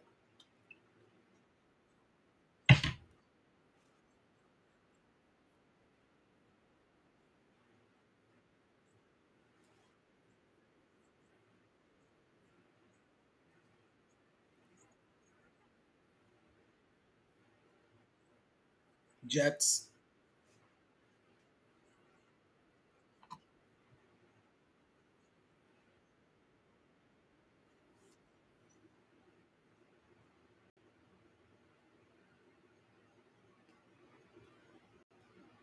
Oh, we had to take a phone call. So he's talking about the defenses, right? He's gonna make up defenses right now. Miami's offense is just looking phenomenal, and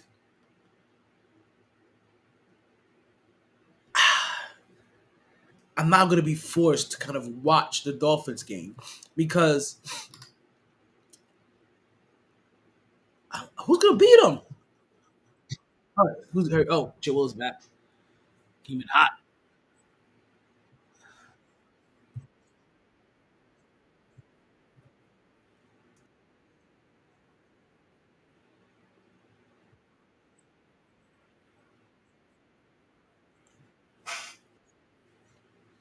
You know, there's some surprisingly good defenses out there.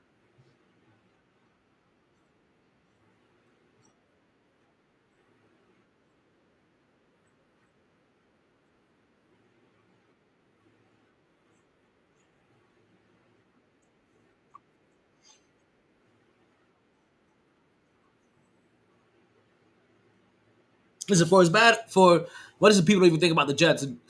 The Jets the other day held the New England Patriots to 15 points, and even when they played the Cowboys scored 50 had to score 15 points from field goals because they couldn't get into the end zone every time they was in the red zone. Like so, it's one of those. I know the Jets ain't winning, and because of how they're looking or how they basically have to be perfect because they have such porous quarterback play. It doesn't look like the defense that they said they were going to come out and be. But if they had competent quarterback play, this defense would shine a whole lot more. You would recognize it a whole lot more because they only need 15 points to win. That's basically saying I need 2 touchdowns and a field goal, which is what the position they were in last year. And if they would have scored 17 points a game, they would have ended up having 10 wins last season. Let's move on because, like I said, I'll rather talk about like you know it's bad when I'd rather talk about the Miami Dolphins versus the New York Jets because I can feel the anger boiling up in me as I talk about the Jets. And I at least want to start off this podcast in a good mood. Like you guys will get angry me later on. How much time we got left?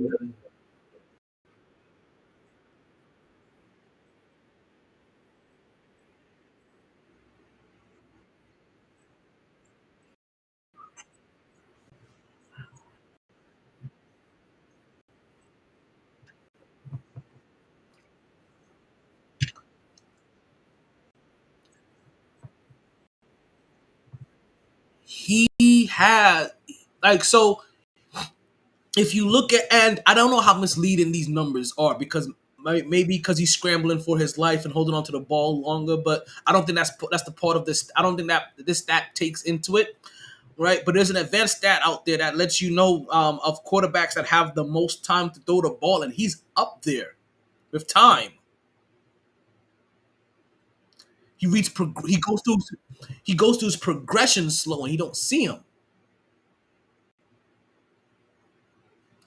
So for instance, in that game, Garrett Wilson is on a slant, and he's basically open from his release point to the end zone on a slant. Not to the end zone, but to the sideline on a slant. When Zach Wilson finally sees to throw him the ball is basically at the hashtag mark almost, you know what I mean, between hashtag and out of and the sideline. Is when he finally gets the ball like that. Like, and mind you, Garrett Wilson should be the first person you look for every single time because he's your number one receiver.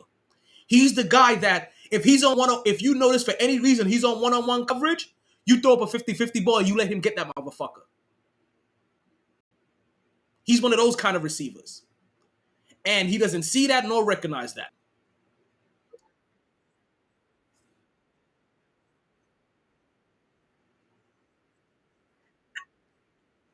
But like I said, this is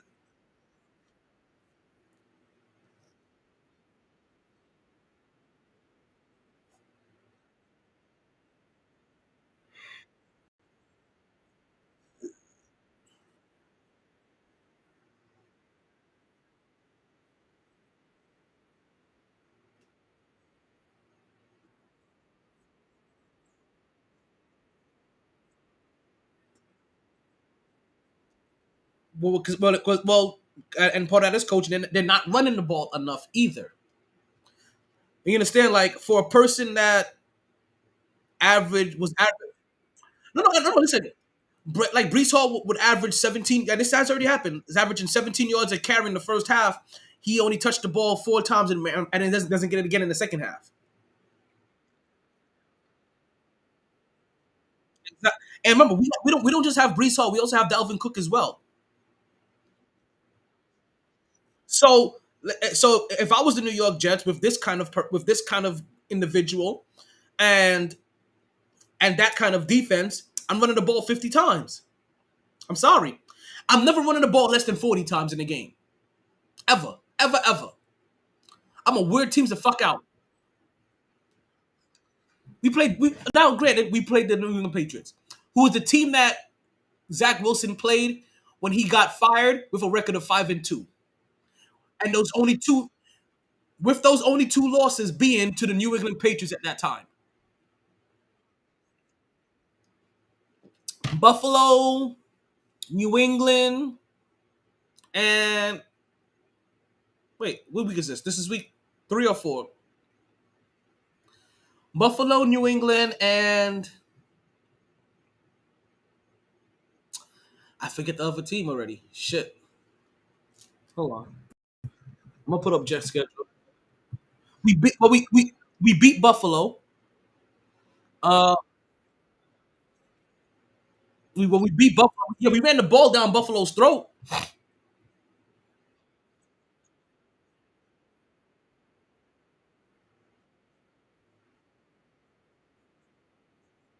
Oh, that's who it was. Okay, it was the Cowboys. So we played.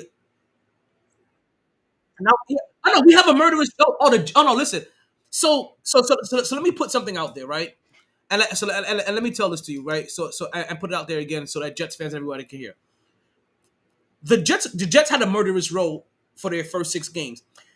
There were a lot of experts out there that was saying that if the Jets, even with Aaron Rodgers, right, they would be good finishing 3-3 with Aaron Rodgers based off how rough their first 6 games were.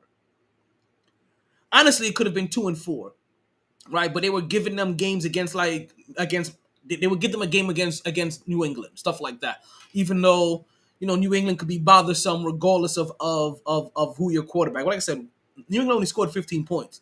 I know Aaron Rodgers in the positions that we had Zach Wilson, and he would have put up at least 2 more touchdowns. So it's little things like that. So even with Aaron Rodgers, they were talking about 3-3. That's the reason why when I hear about them needed to bring in a new quarterback, which I can understand because he reads progressions bad, or do something. Who else are you going to bring in that's going to do what Aaron Rodgers did, or be better than 3-3? There was even people saying that we could win 10 games in this conference and not make the playoffs. So who are you going to bring in that's going to win 10 games? Who? Listen, I'd rather take my boy Crab Legs. I'd rather take Crab Legs. I'd rather take famous Jameis Winston. But so these are the kind of things that's going on in New York. So the New York Knicks first 6 games. Let me let you know how tough it was, right? So the first game was Buffalo. Then we played the Cowboys. Then the Patriots. Next, after that, we played the Chiefs, right? Before this whole debacle, and we always thought this was possibly going to be where we got one of our wins at. We played the Broncos and then the Eagles. That's our first 6 games. That's it. Now, they beat the Bills, but if you were to just to be truthful with yourself, Bills was supposed to be a loss, Cowboys supposed to be a loss, New England a loss, Chiefs loss, Broncos a win, Eagles loss.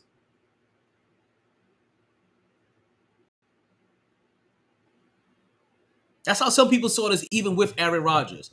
They said like, okay, they wasn't gonna get. It was gonna be the second half of the season where things were gonna pick up when we play the Giants and then the Chargers and the Raiders, right? We get the Falcons, the Texans, the Commanders, the Browns. Like it was during those games that they were gonna be looking to be able to revamp some of those wins. Obviously, because they're in our division, we're gonna play the Bills again. We're gonna play the Dolphins again. And who did I mention? Bills, Dolphins, and the other team. Who am I forgetting? Patriots. Oh man, I want to have some fun for a little while. We gonna lose Chill Will here in a few minutes. Right, we got about 10 minutes before everybody listening on podbean. We're gonna switch it over. We have another feed ready for you guys. Everybody else, don't worry about anything. You guys stay right there. We're not going anywhere. I don't know if you guys can see this, right? I don't know if you guys can see this. Some of you can, but some of you can't. Let me stand up. You see this shirt that I got on?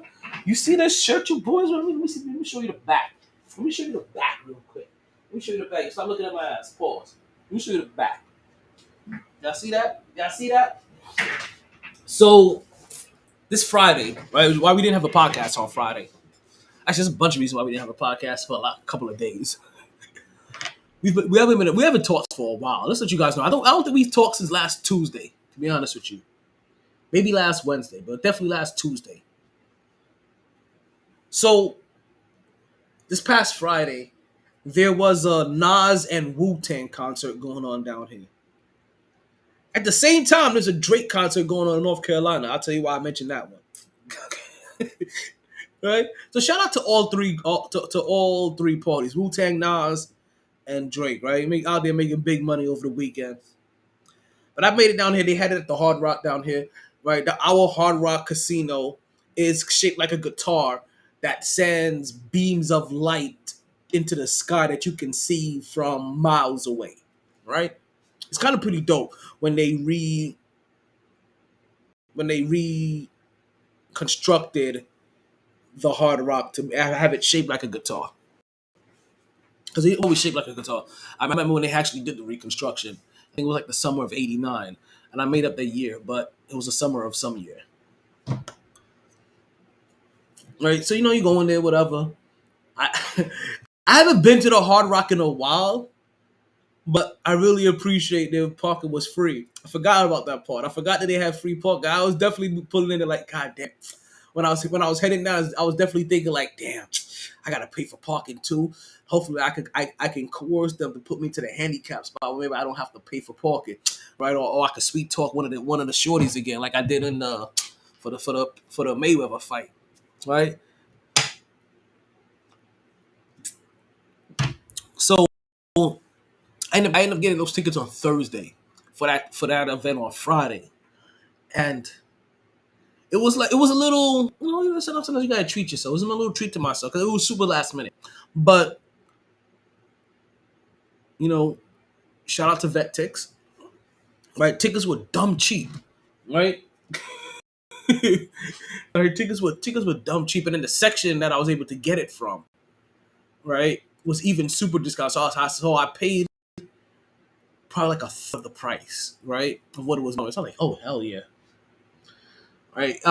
You're right above the 100 section in the orchestra section, and you're right in front of like where. I'm sorry, you said you will. Oh, I thought you said something. And I'm right behind like one of their like the sound. Uh, oh, Vetix. Actually, you know what? Let me do this for you. Oh, are you watching on? Are you watching anywhere, Chill Will? The podcast on Facebook, on Twitter, or on Face, or on YouTube. Well, if you're watching, I just put up a Vetix link on the thing that you can scan that QR code. Yeah, Vetix. Yeah, Vetix. Yeah, so any veterans out there, go ahead and scan that QR code if you're watching, and go ahead and sign up for Vetix, and you'll be able to find ridiculously cheap tickets to local events. Like we're talking about car shows, we're talking about car conventions, any kind of conventions, comic conventions, erotic event conventions. Just think conventions. There's a lot of conventions on there, but there's also wrestling events on there as well. If there's a local sports team, they usually can find some. My Miami Marlins tickets were on there all year. Before Messi came to the Pompano, the team in Pompano or whatever team they called Miami, right? Because Pompano was nowhere close to Miami. I'm telling you right now, they are so far from Miami. Like I can understand the Dolphins calling themselves the Miami Dolphins. They're in Miami Gardens, right? That's not even Miami, right? And that's still some ways away from Miami. But to call Pompano Miami, you understand? It's, that there's different counties down here where we're at, and Miami's county is Dade County. Then there's Fort Lauderdale, which is Broward County, and then there's West Palm Beach, which is the Palm County. So at least Miami Gardens is in Dade County, right? It's super north of Dade County, but at least it's Dade County. You can at least okay, Miami Dolphins, right? But for Pompano, you are damn near close to Boca, so you're almost close to Pines, but you're in Broward, right? Or Palms. I'm sorry, Palms. you're, you're damn near in Palms County, right? But you're in Broward County, and yet you're saying you're the Miami team. Like you guys got to stop this. You have to stop this fabrication. And I guess I know I'm saying this as a New York Jets fan while their team plays in New Jersey. I get that, but at least that's still the try. You know what? Never mind. I take back everything I just said. It's still the Tri-County area, whatever. Tri-Borough area, and I guess for Florida, that's the Tri-County area. Because once you leave like West Palm Beach, Fort Lauderdale, and Miami Beach, Dade, and Broward, then like that's the melting pot area. That's the diversity. Once you leave there, diversity is over in Florida. Just know. I mean, you could probably still go a little bit more south, hit Key West, some of those areas. But once you leave Miami, Dade, and West Palm Beach, diversity is over. Tallahassee, that's basically Alabama. It's country and fun. It is country as fuck. Right? They killing niggas every other day over there. They're worse than Chicago sometimes. I'm not here to talk about them. Oh, all right. But I am gonna do though. We're gonna take a little quick commercial break. When we come back, we're gonna continue right here with the Mighty Sports Podcast. I had to switch over feeds. I got your Will back in here. Look like we already lost everybody on podbean. Oh no, what's going on? Okay, and I want to make sure that we get the people from the corner line back in here. So while I do that, you guys hear this, and we'll be right back with you. Shout out to all my Army brethren. Or They didn't join this team to win championships or become famous, because there is important work to be done, and only some able to do it. They are brighter, better educated, led, and equipped than any team in history. I meant to call my boy Al, and I They forgot. are doctors, lawyers, engineers, technologists, and combat troops, all prepared for whatever comes their way. You'll find them where the lights don't flash, and the only contract they sign is with themselves and their country. One day, they may be asked what they did to make a difference in this world, and they can respond, I became a soldier.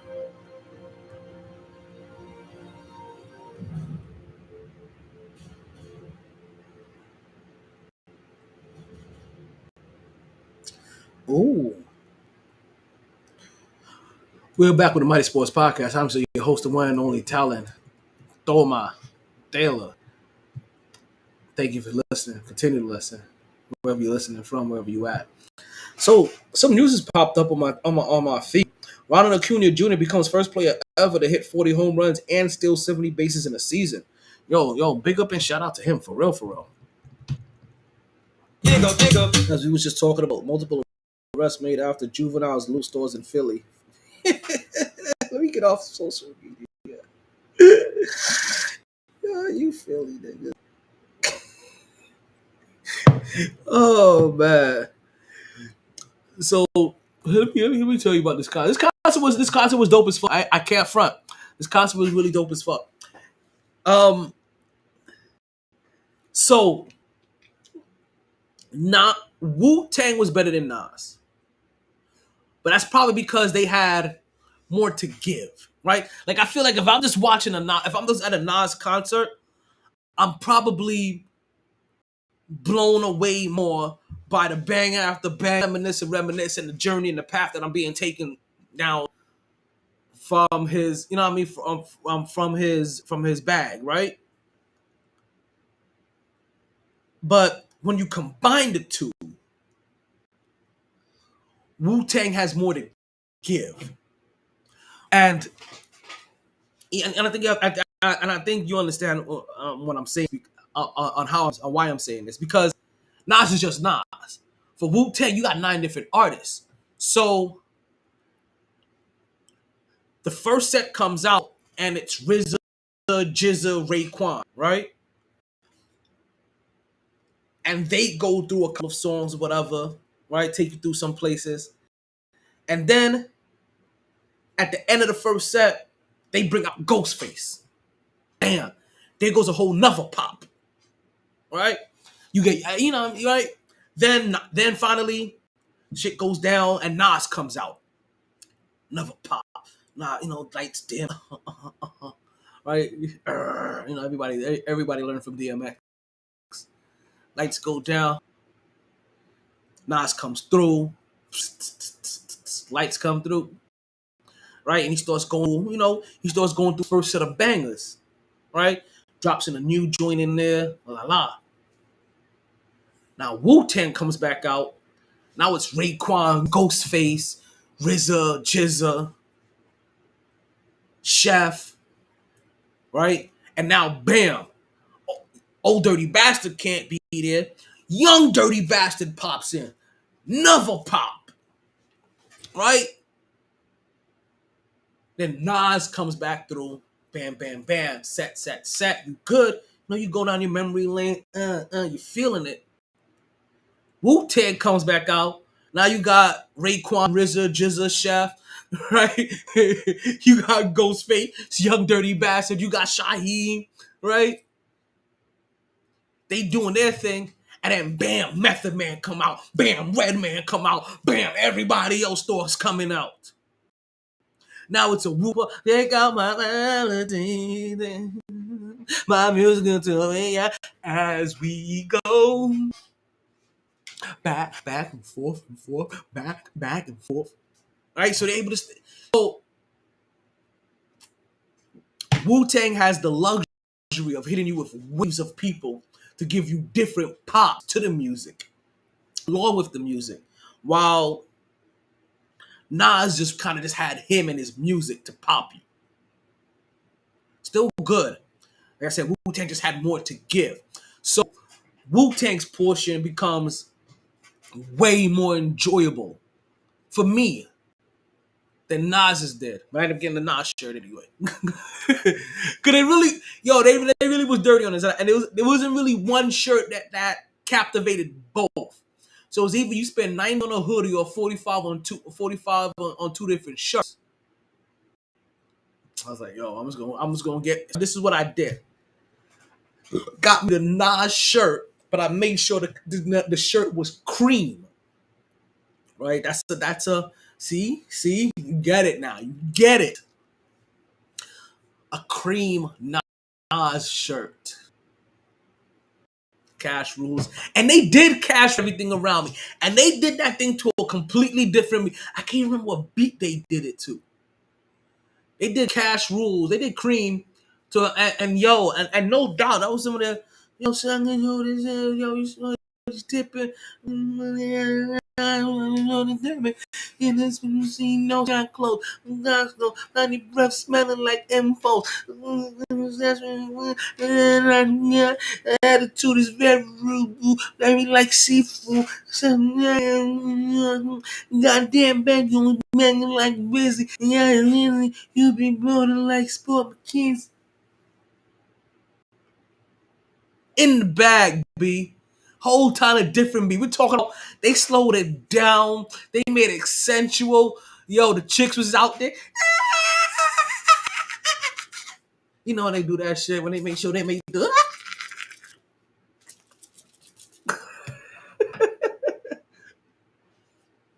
I gotta stop liking these pics. I gotta stop liking these tits. Where am I on Instagram? See, I'm not even supposed to be on Instagram here. This is supposed to be TikTok. That was a show intro. So it was good. It was good. It was a really good show. I'm glad. I'm glad I got the opportunity, like, to go watch it because I was like, yo, I haven't been to a lot of concerts. I realize, right? And there's a lot of people I would like to see perform. So to get the op to see Wu and Nas in one swoop together, right? Because I'm like, yo, I don't care if you in your prime or not. I'm there for the nostalgic act, right? I'm there to get myself Rollins on. I'm there to be in the crowd and sing your song. You know what I mean? Like, sauced up, yo. Got 2 jack doubles, and I was like, by the end of the second jack double, I was like, I'm gonna have to slow this down. So I got a beer, of course. You know, you get the tall boy. I was like, hey, yo, faded. But I couldn't stop there. Had to go to the after party. After the party, it's the after. After the club, it's the after party, and after the party, it's the hotel lobby, and you in the Sentinel Hard Rock. It's basically a club, an after party, and a hotel lobby all in one. Yeah, boy. So I was like, yeah, fuck it. Let me go see what the after party's like. You know what I mean? Showed them a few credentials real quick, slid in, right? And it's one of those moments where I'm like, this is way more impressive to a 22-year-old me or to a 20-year younger me. Yeah, nigga, that was wild. Because it's like, cause I'm there and I'm seeing it, right? And you start seeing the celebrities come out, right? Bam, bam, bam. They come out. They do what celebrities do, right? They order a couple bottles or they get their bottles brought to them. I don't know if the house is confident or not. And that's one thing I know about the band. I don't know if house is confident enough because they're gonna tip well anyway, right? You're gonna get at least $1,000 tip from each one of them. So we seeing them getting their buckets and shit, right? Nas is over there. You start seeing niggas from the Woo pull up. Right? They got their whole little set, little table. Right? You start noticing other people as well. Mad Busta Rhymes didn't pop through. Right at the after party, nor right, nor the goddamn performance, right? So I was like, I was gonna let the dreads fly. I was like, yo, I've been growing these dreads just to go to a Busta Rhymes. I gotta go to a Busta Rhymes concert. We ain't got no one word. Right? Well, shit is cool, right? You see the chicks. Like, goddamn, back of yours was banging like busy, for real. Right? Ass is out, titties is out. Ran into a couple niggas from Brooklyn, you know what I mean? Yoked it up with them, chilled, vibe for a little bit. And I'm looking, and then you start seeing, and I'm good, right? Yingling. Let's spend enough money on drinks all night. Yingling. Sip on this. Let's see how I feel at the end of this bottle. Sauce me. right? Haze is in the air. Had my haze on me, right? I was blown in the concert. It's funny. Had a dude beside me, right? Let's see, pause. It was a dude beside me, and I seen him pull out this little joint, and I was like, "Is that what I think it is? Are you about to do what I think you about to do in here?" He's like, "Shit, should I not?" I was like, "Do you want some?" Oh, actually, exactly what I said. Popped open, and I was like, "Nah, I'm good." I was just seeing to make sure everything was all right over here. Spot my shit up. I was like, "Hey, yo," you know what I mean? Hit the other one up, you know what I mean? And the club is chilling. Brooklyn, you good? But you start seeing, right, the regular niggas storing the pop bottles, right? And I remember that time, right? You start seeing, like, right? Trying to keep with the Joneses, literally Nasir Jones, right? Trying to keep with the Jones. And I'm thinking to myself, like, yo, these niggas is blowing wild money for no reason. and that's when I was like, you know what? There's no reason for you to be here. Like, yeah, this is there, it's cool, everything like that. Nice vibe, you know what I mean? Music is jumping, you know what I mean? But yo, you got a girl, ain't no reason for you to really be out this late. Ain't shit for you to go really got here. You ain't impressed by none of this shit. And this shit is cool. Like, you was here for the music. That's why you went to the concert. All this other shit is fluff. And like, I guess I'm feeling like the entertainers, because niggas is there dancing around. You see, like, a lot of niggas is lively, and like me, them niggas is relaxed. Like, just put on a show. I'm chill for a minute. Y'all niggas go have fun. Nigga, I was dancing my ass in the crowd. Now I'm good. I'm relaxed. Everything done kicked in. You know what I mean? The sauce is nice. I'm feeling gravy over there. You know what I mean? The ism got me feeling mad cloudy. I'm like, whew. So I'm really vibing. Like, I mean, you know what I mean? When you get the low I vibe, I'm vibing. Like, nigga, you need to take your ass home. Like, shit. Like, you ain't feeling this shit. And everything is in your head top right now. Like, even this bed is getting a little too near to the Abdullah Bangada. Like, fuck it, yo, we gotta go. Gotta. It was a cool night, though. It was a really cool night. I enjoyed myself. Went out there dolo. Because, don't be afraid to go out there dolo. Dolo be the best part. You got like Batman out there. Nobody recognize you until they recognize you. Be like, shh. Like, oh my God, Bruce Wayne. I didn't know you was going to be here tonight. Shh.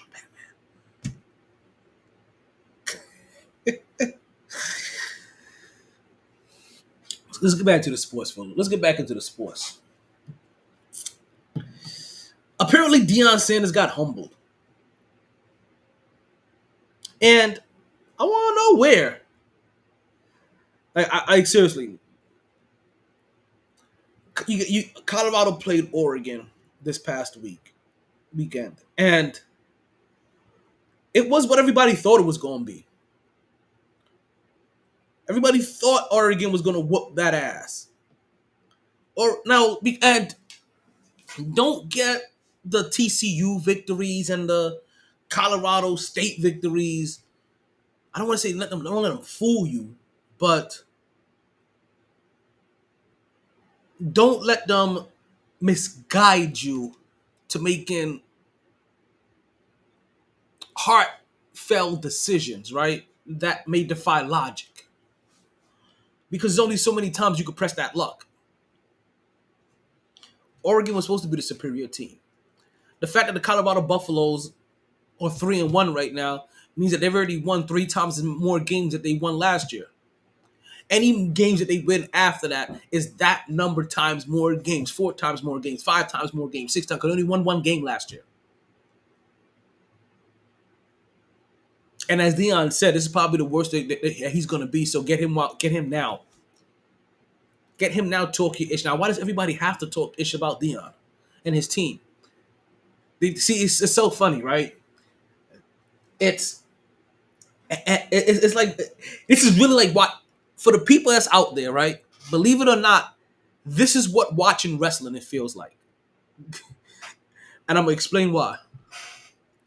You have a person calling out another guy for not doing it for the fame and the fortune and the clicks and the licks and the tits, while you're doing it with a camera in your face, and it gets shared on your social media site page, and it becomes part of your recruitment package, so that you can get the likes and the clicks and the licks and the tits.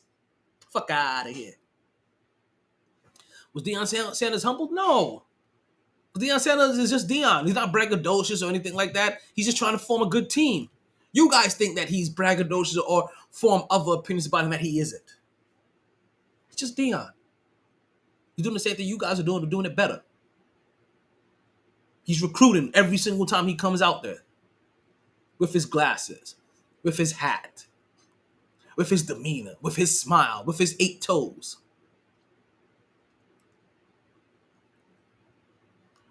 With his preaching like speeches.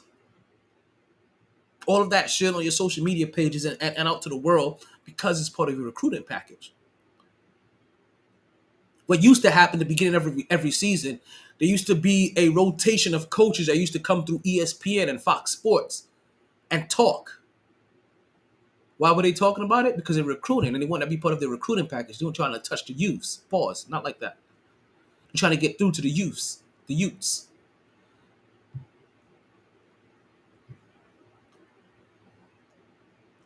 So now they make up the flamboyant story. It's like it being the same old Knicks, right?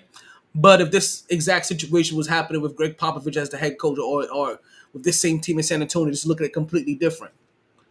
With a team making it to the playoffs 2 out of the last 3 years, getting better every single year, players getting better, making all-star appearances, things like that. This is the bullshit.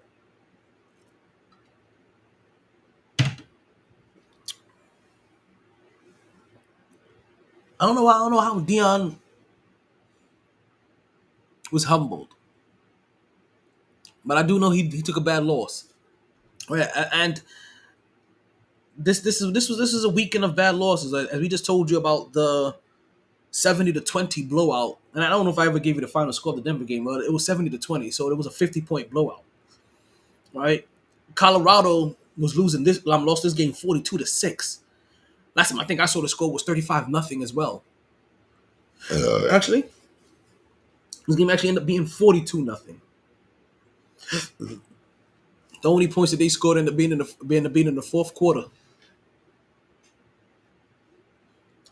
And that's what's like, I don't understand it, because we see these scores in college. And it's the reason why I say I don't understand if anybody was giving Mike McDaniels any ish, because we see this happening in college all the time. These kind of scores, you don't hear anybody yelling, throwing in the towel. Then, no, where all these guys come from, college. Where these players come from, college. Will you guys end up teaming them up with half the time? Some of their college, some of their college teammates for chemistry and other stuff, right? What do you consistently help keep on adopting to make NFL life easier and the transition more adaptable for these players? You bring in something they did in college. So 70 points to a young team that's happy, motivated, likes playing together, wants to play together, likes the area that they play in, likes the city. La Playas and Putas. We'll put that on the shirt. I gotta put that on the shirt for real. La Playas and Putas. But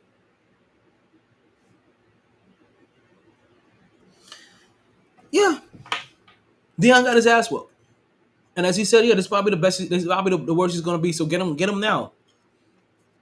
Nobody expected Colorado to be a powerhouse. If Colorado manages to be a playoff contender, this will be a phenomenal feat. Like I said, this is a team that won one game last year. But what it has done though, I didn't watch this Oregon game, but I did make sure I checked it on the score. right? And that's when I got in. And he had 35 points, and I was like, ain't no reason for me to watch this. And also, my next thing was like they said, like what we thought was gonna happen happened. More than not, we thought this was going to be an L. This happened to be the biggest L that he's taken so far. Now, am I going to jump down Deion's throat like I did on Sean Payton's throat? No, because Deion didn't come out here and say that the people that was here last year was the worst coach job ever. No, this is the 1-9. This is a team that won one game last year, and all he says like, listen, we're going to clean house. And I'm going to hit up this transfer portal, so make your way over here if you're trying to come to this team and try to win some games. And get some of this nil money. Kansas City tried to follow what happened to Colorado, and also what the Miami Dolphins did. They put up 35 points at the half. Like this was one of the crazier ones because they played the Chicago Bears, and no doubt this score was 35-0 at the half. 34-0 at the half. Right? And you're looking at this and you're thinking to yourself, well, hot damn. Kansas City must have seen what Miami Dolphins did earlier today, got motivated and said, you know what? Anything you can do, I can do better. I can do anything better than no, you can't. I can do that. You don't get anything again. And he couldn't. Now, and not for lack of effort. Right? Like I said, it's 34-0 in the first half, right? The 10 points that Chicago scores ends up coming in the fourth quarter. The Kansas City Chiefs only end up scoring 7 points in the whole second half. But also in the end of that first half, Patrick Mahomes ends up getting rolled up on. And it looks like he ends up twisting his knee, right? So something with his knee and his ankle. So you can see him come back and try to get his knee and ankle loosened up. We've seen him play through injuries before. Not surprised that he came back. Actually, kind of surprised that he came back in a game where they were blowing out for a Chicago team that now becomes the new Arizona, if you know what I mean. That if you have a defensive fantasy football that you're looking to try to pair up against a team that kind of sucks, you go ahead and you pick whatever team is playing Chicago Bears because they're most likely going to have a fortune that's going to bear in your luck.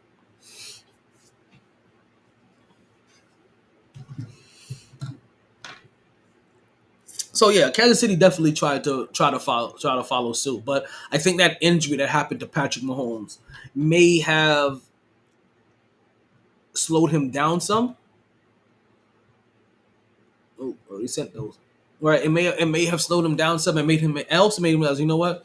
Maybe we just need to go ahead and take it easy and just play it safe the rest of this game.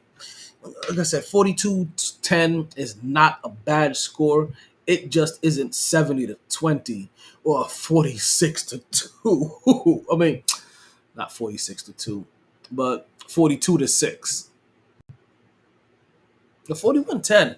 That's pretty bad as well. That's not nothing to sneeze at either. And Justin Fields, 11 for 22, 99 yards. Justin Fields looks just as bad as Zach Wilson sometimes. He really does. It really makes it hard to watch. And like the Miami Dolphins, the Kansas City Chiefs were able to bring in their backup quarterback, Blaine Gabbert, to go ahead and get in some of this work. Now, he didn't get any touchdowns, but he definitely threw a couple of interceptions. Right? Because for Miami, they had Mike White. Mike White at least came in and threw a couple of touchdowns. Right? If I'm not mistaken. What did Mike White do? Mike White threw one touchdown. Two passes, 2 completions, 67 yards, 1 touchdown.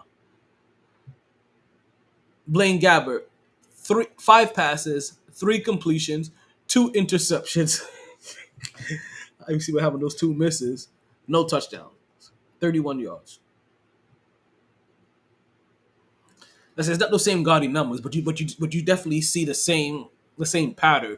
And like I said, if Patrick Mahomes comes and say, "Yeah, I was kind of motivated with those boys doing in Miami, kind of saw it, and it got me fired up." I can understand that. Because this is one of those games that, thank God for flats. I mean, Taylor Swift. Because for the production crew there, she ended up being the most interesting thing of the game. Because this game was so lopsided and so boring, Taylor Swift being there to support her new boo Travis Kelce, right? In the as she sits in the booth, right, with the family, the camera couldn't get enough of her. Panned to her every chance that they got, showed the fist bumps, the chest bumps, the high fives, the laughs, the cheers, all of those moments they caught on camera because the game was boring and it was out of hand and nothing was happening, and they had ample opportunities to make sure that they gave her as much exposure as possible. And kudos to Travis Kelce. Listen, brethren, you need to pop bottles in the club. I'm challenging you, Mike. I'm challenging you, my guys. I am no longer going to say shoot up the club because there's really some crazy motherfuckers out here shooting up clubs. And I don't want anybody to get the wrong idea of what shooting up the club means. So I'm going to rephrase this to popping bottles in the club. And Travis Kelce, the first opportunity you get, you pop bottles in the club. You get in there and you... And doesn't that fit a little bit more? Instead of having a...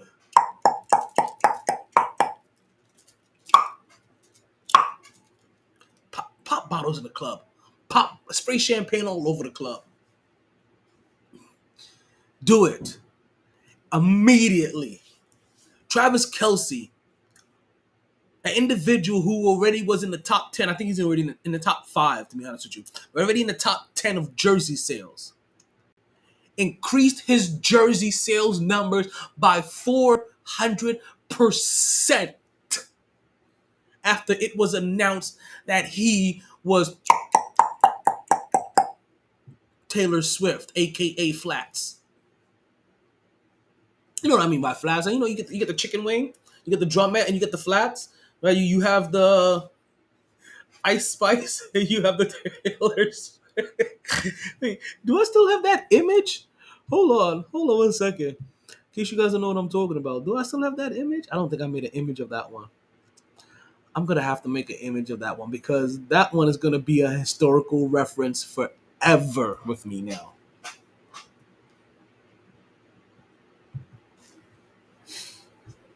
But yeah, because of ever since he mentioned everybody, but he was shaboinking Taylor Swift, sales are up 400%. I forgot what else went up too. Something. Oh, his followers. Obviously, like his followers. His followers went from like 4 million to 40 million. Like something low key like that. It's funny. Julius Randle's wife. Sorry, no, I mean no disrespect. It's a New York shit. I mean, but Julius Randle's broad. Like she came out and she was told like, hey, like, isn't this really nice? Like nobody knew about Travis Kelce. Like she brought someone sent to Travis Kelce because nobody really knew about Travis Kelce until Taylor Swift started messing. Like, oh, he was like, oh, pause. A lot of people knew about Travis Kelce. Like almost everybody knew about Travis. He was in Dancing with the Stars. He's been on cooking shows. He has 8 billion commercials. He's a Super Bowl champion. Like he has done a lot of noticeable stuff before then. It's funny they said Travis Kelce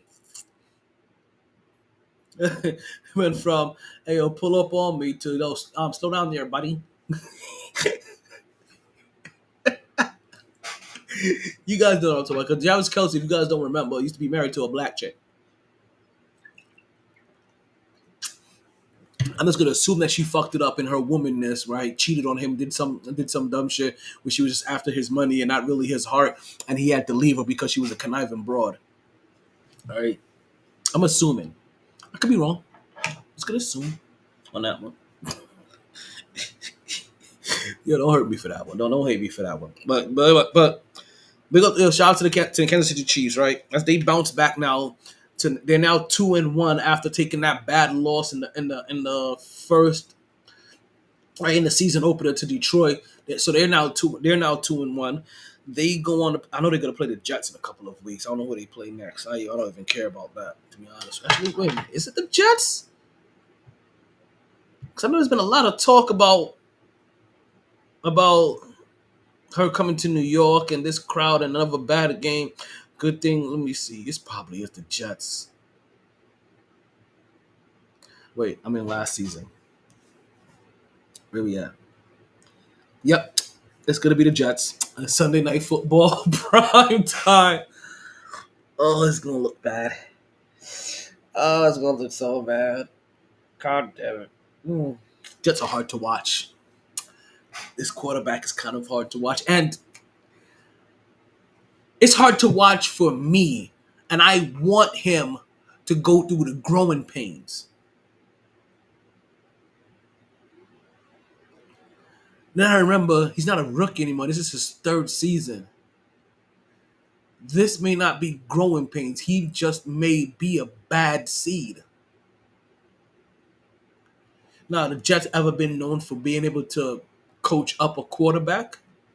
No, and that's probably where they lack the most. That I don't know how Woody Johnson doesn't make sure a hefty amount of money isn't spent on quarterback coaching, quarterback development. Why you ain't finding these Shanahan guys, right? These Andy Reid guys,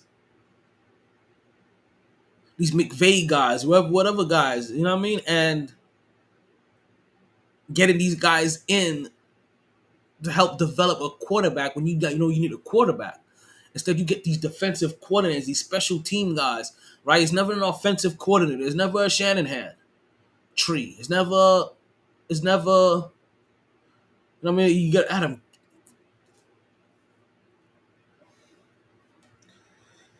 No, no, I will not let you.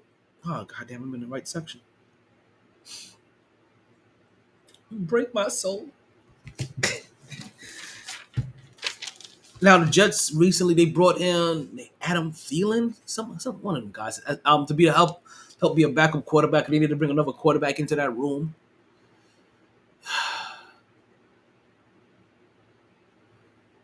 This is always going to be a rough 6 weeks. It's just with Aaron Rodgers, these 6 weeks was going to be more exciting and feeling like, okay, let's see what can happen here. Instead of just feeling like this bottomless, dreadful hole of hopelessness.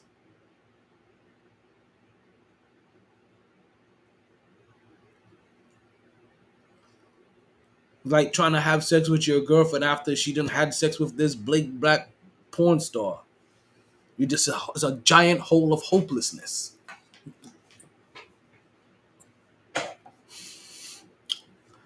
And that's where the Jets are at right now. Because it is rough to watch. Trust me when I say.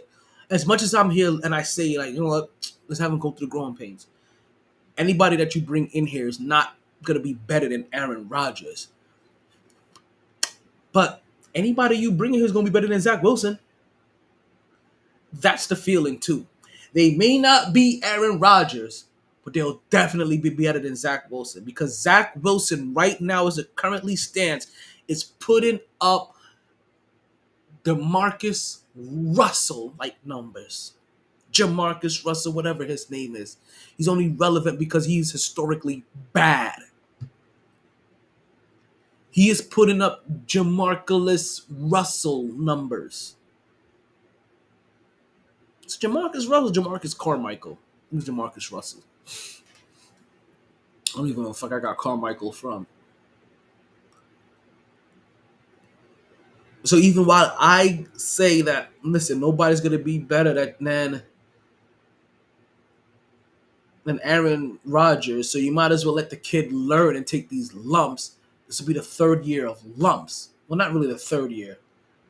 You benched him halfway through his second year. His first year, he was injured half that year. He may have only played now his first full season. He may just be getting to the numbers in games where he played his first full season. He may have just funded. He may be somewhere between 18 and 21 games now. I gotta check how many games he's actually played. He's actually started.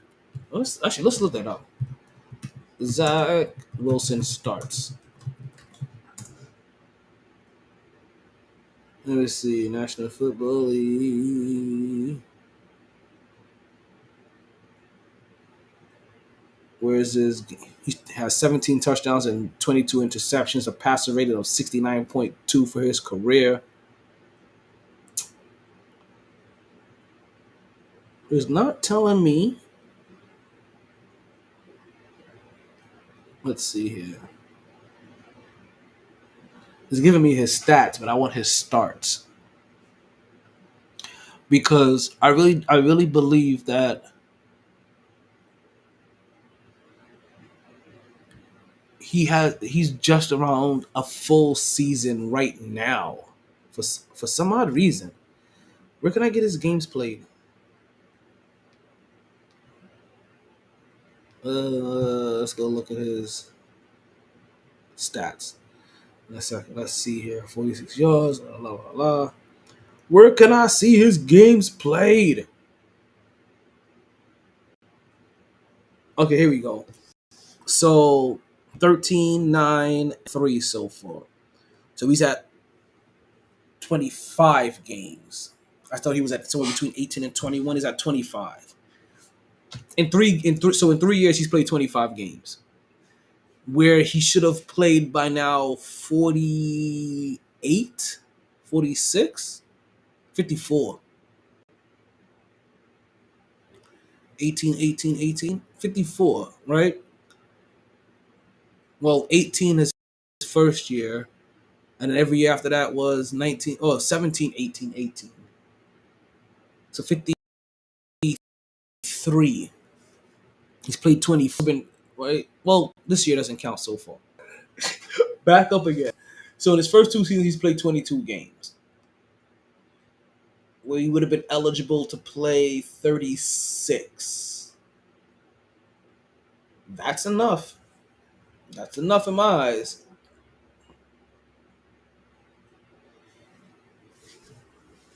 And it looks like every year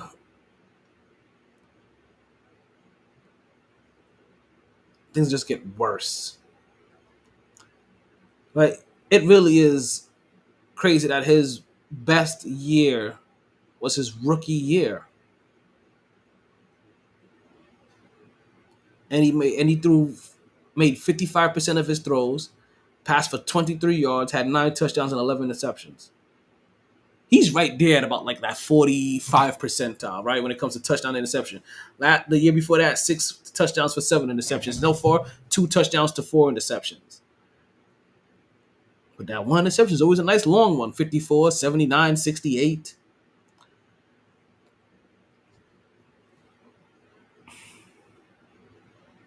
He was sacked 44 times his first year. Jesus Christ. He's going to die. He's played 25 games and been sacked 75 times. He's going to get the car beat out of him. He's going to get the luck beat out of him. That's 5 sacks per game. Good Lord. My body hurts thinking about that one. My body hurts. Nobody expects a win this week against the Kansas City. For the Jets against Kansas City, nobody expects a win. We just consistently hope to not look as bad as the worst teams out there. Hopefully, we don't look as bad as Chicago. Right? It's like how when the Cowboys played the Giants, the Jets' goal was don't look as bad as the Giants. Well, this time, don't look as bad as the Bears. The Bears. Because they are playing how it sounds when I say their name like that. Oh, man. The Giants didn't look good either after they took that bad loss to San Francisco to start off. Jesus. Like, that was a rough one as well, too, because we all know for the Giants, right? It took them a game and a half, right, to even join this season. Remember, they got shut out by the Cowboys. Then they didn't score a point until the second half against the Cardinals. We actually finally came back and won that game, 31-28. and then they get demolished by the San Francisco 49ers, which again expected. This week they play this week they play the Seahawks. So Sunday night football, right? Prime time, you get the New York Jets.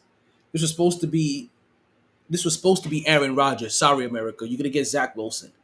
So everybody's gonna see how bad Zach Wilson is. And at the end of this game, everybody's gonna understand why the New York Jets keep coming after your quarterbacks. But the New York Jets are literally you understand? The New York Jets have Jets fans out here begging for Kirk Cousins. Begging. Baby, I'm begging, baby, I'm begging, begging, baby. Baby, I'm begging, begging for Kirk Cousins. Because his younger cousin, Zach Wilson, looks like he's missing a chromosome. Plays like he's missing a chromosome. I shouldn't say that. I gotta find a new word. I gotta find a new phrase for this. I just used it a while ago for the first time, but you know what I mean. He plays like he throws with his strong hand all the time. Let me use my strong hand. He's bad. Michael Jackson bad. Not even that good. He's bad. But let's talk about the Giants. They take on the Seattle Seahawks, right? Because like I said, New York Jets have prime time on Sunday. New York Giants prime time on Monday. They have Monday Night Football. So at least you get to see Daniel Jones and Geno Smith. You lucky in Seattle. Because 5 years ago, if you were to say, hey, we're getting Daniel Jones and let's say 3 years ago, we're going to get Daniel Jones and Geno Smith for Monday Night Football prime time. That would have been the day that National Football lost half their fans. But you send Geno Smith to Seattle. You add Pete Carroll, the 12th man. Next thing you know, bada boom, Legion of Boom, you got a hit. Don't know how when you have Daniel Jones there, but I guess it was supposed to be in lieu with Saquon Barkley. Again, sorry, America. No Aaron Rodgers for the New York Jets and no Saquon Barkley for the New York Giants. You are literally just stuck with Daniel Jones and Zach Milf Hunter Wilson.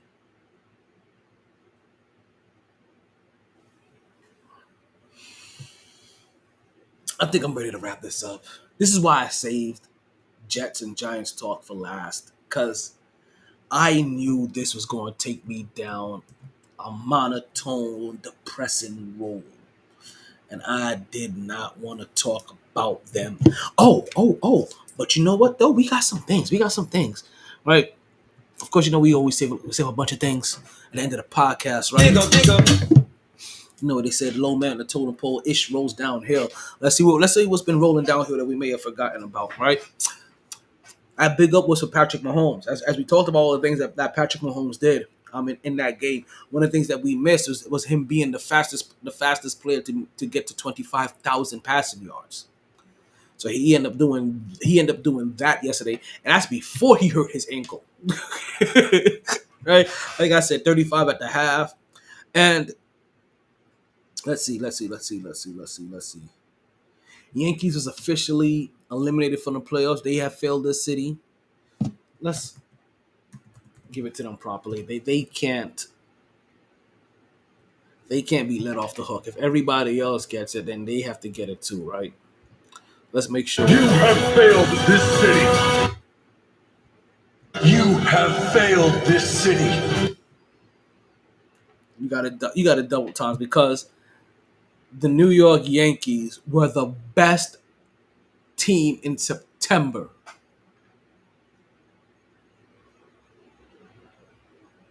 when nothing else mattered, to get to stay above 500, to miss the playoffs again, with all of the young guys being called up from the minors. The New York Yankees happen to be the best team in September, which means there's a bunch of hope being piped into next year's run already. Con Dios, puñetas. They're gonna do it again. Same rotten ass team. Same busted ass coach. Same simple minded general manager.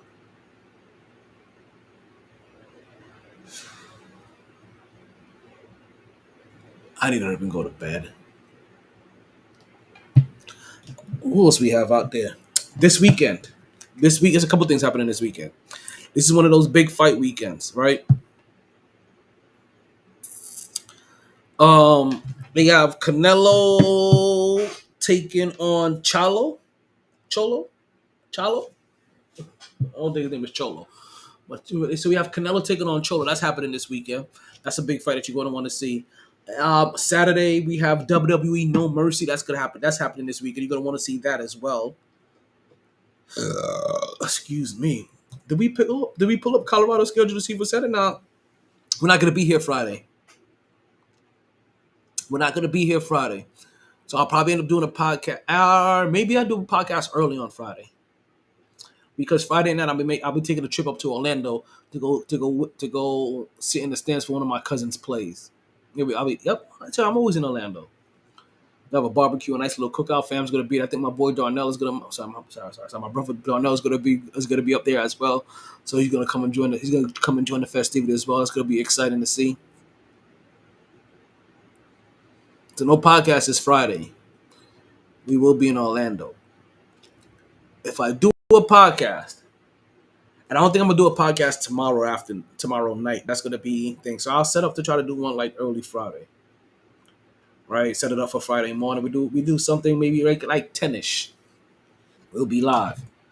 Well, I want to thank you guys for listening to the podcast. I want to thank Chill Will and also KJ for listening and participating remotely. Always appreciate any time that you guys are able to come and join the podcast. I want to thank anybody that joined the podcast as well as the guests and anybody that's going to be re-listening to this podcast on the many platforms that you can listen. You can listen and find the podcast at. Basically, anywhere you listen to music at, you can basically find the podcast at. Anywhere you listen to podcasts at, you can find the podcast at. TuneIn Radio, podcast is there. Pandora, podcast is there. Spotify, podcast is there. Amazon Music, podcast is there. Google Podcast is there.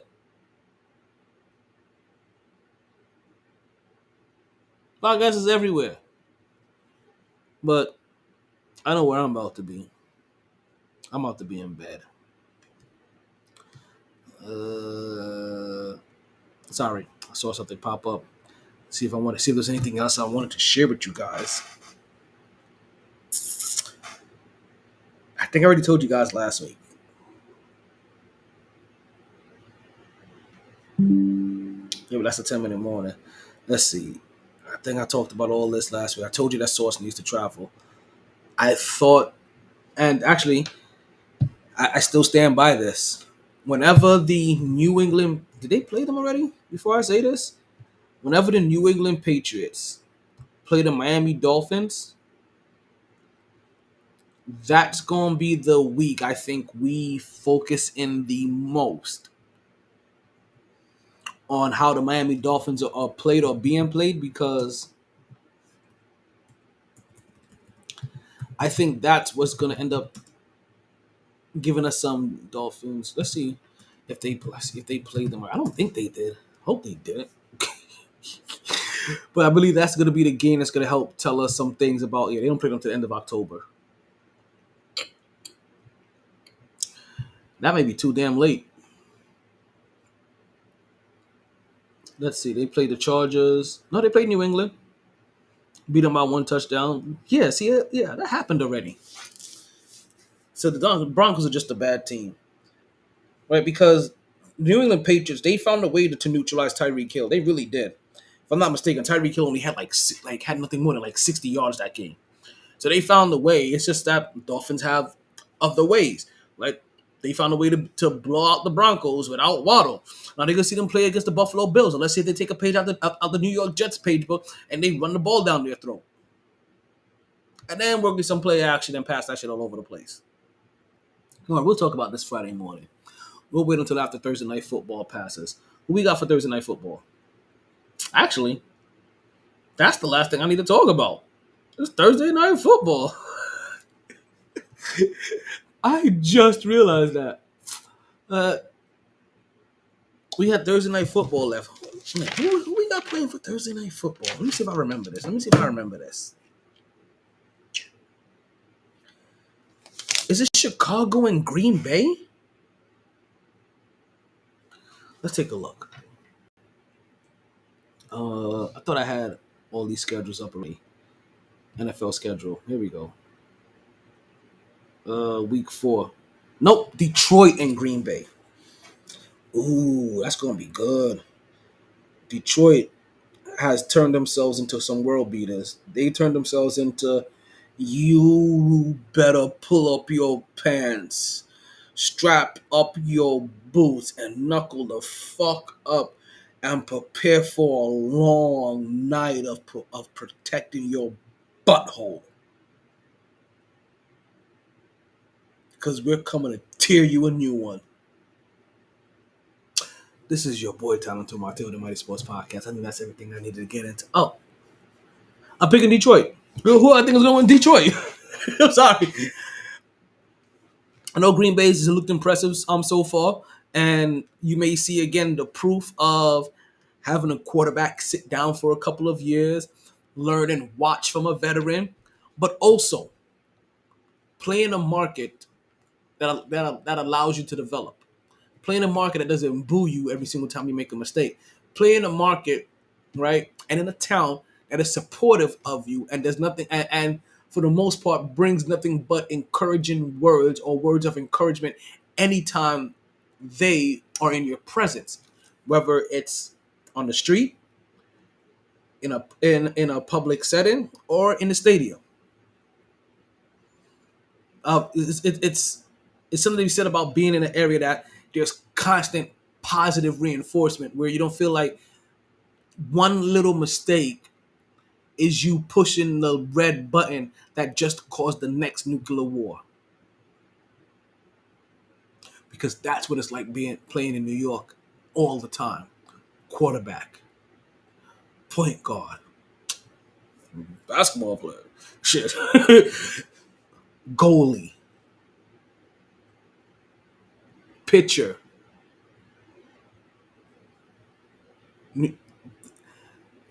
As heavy is not the head that wears the crown. Heavy is the jersey for the player that plays in New York.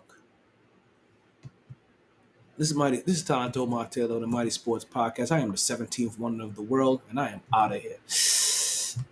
Do I have an outro for you to play, or are we still working on that? Sorry, B. I tried. Honest. Get me off camera. I don't want to be seen no more. All the bandwidth in the world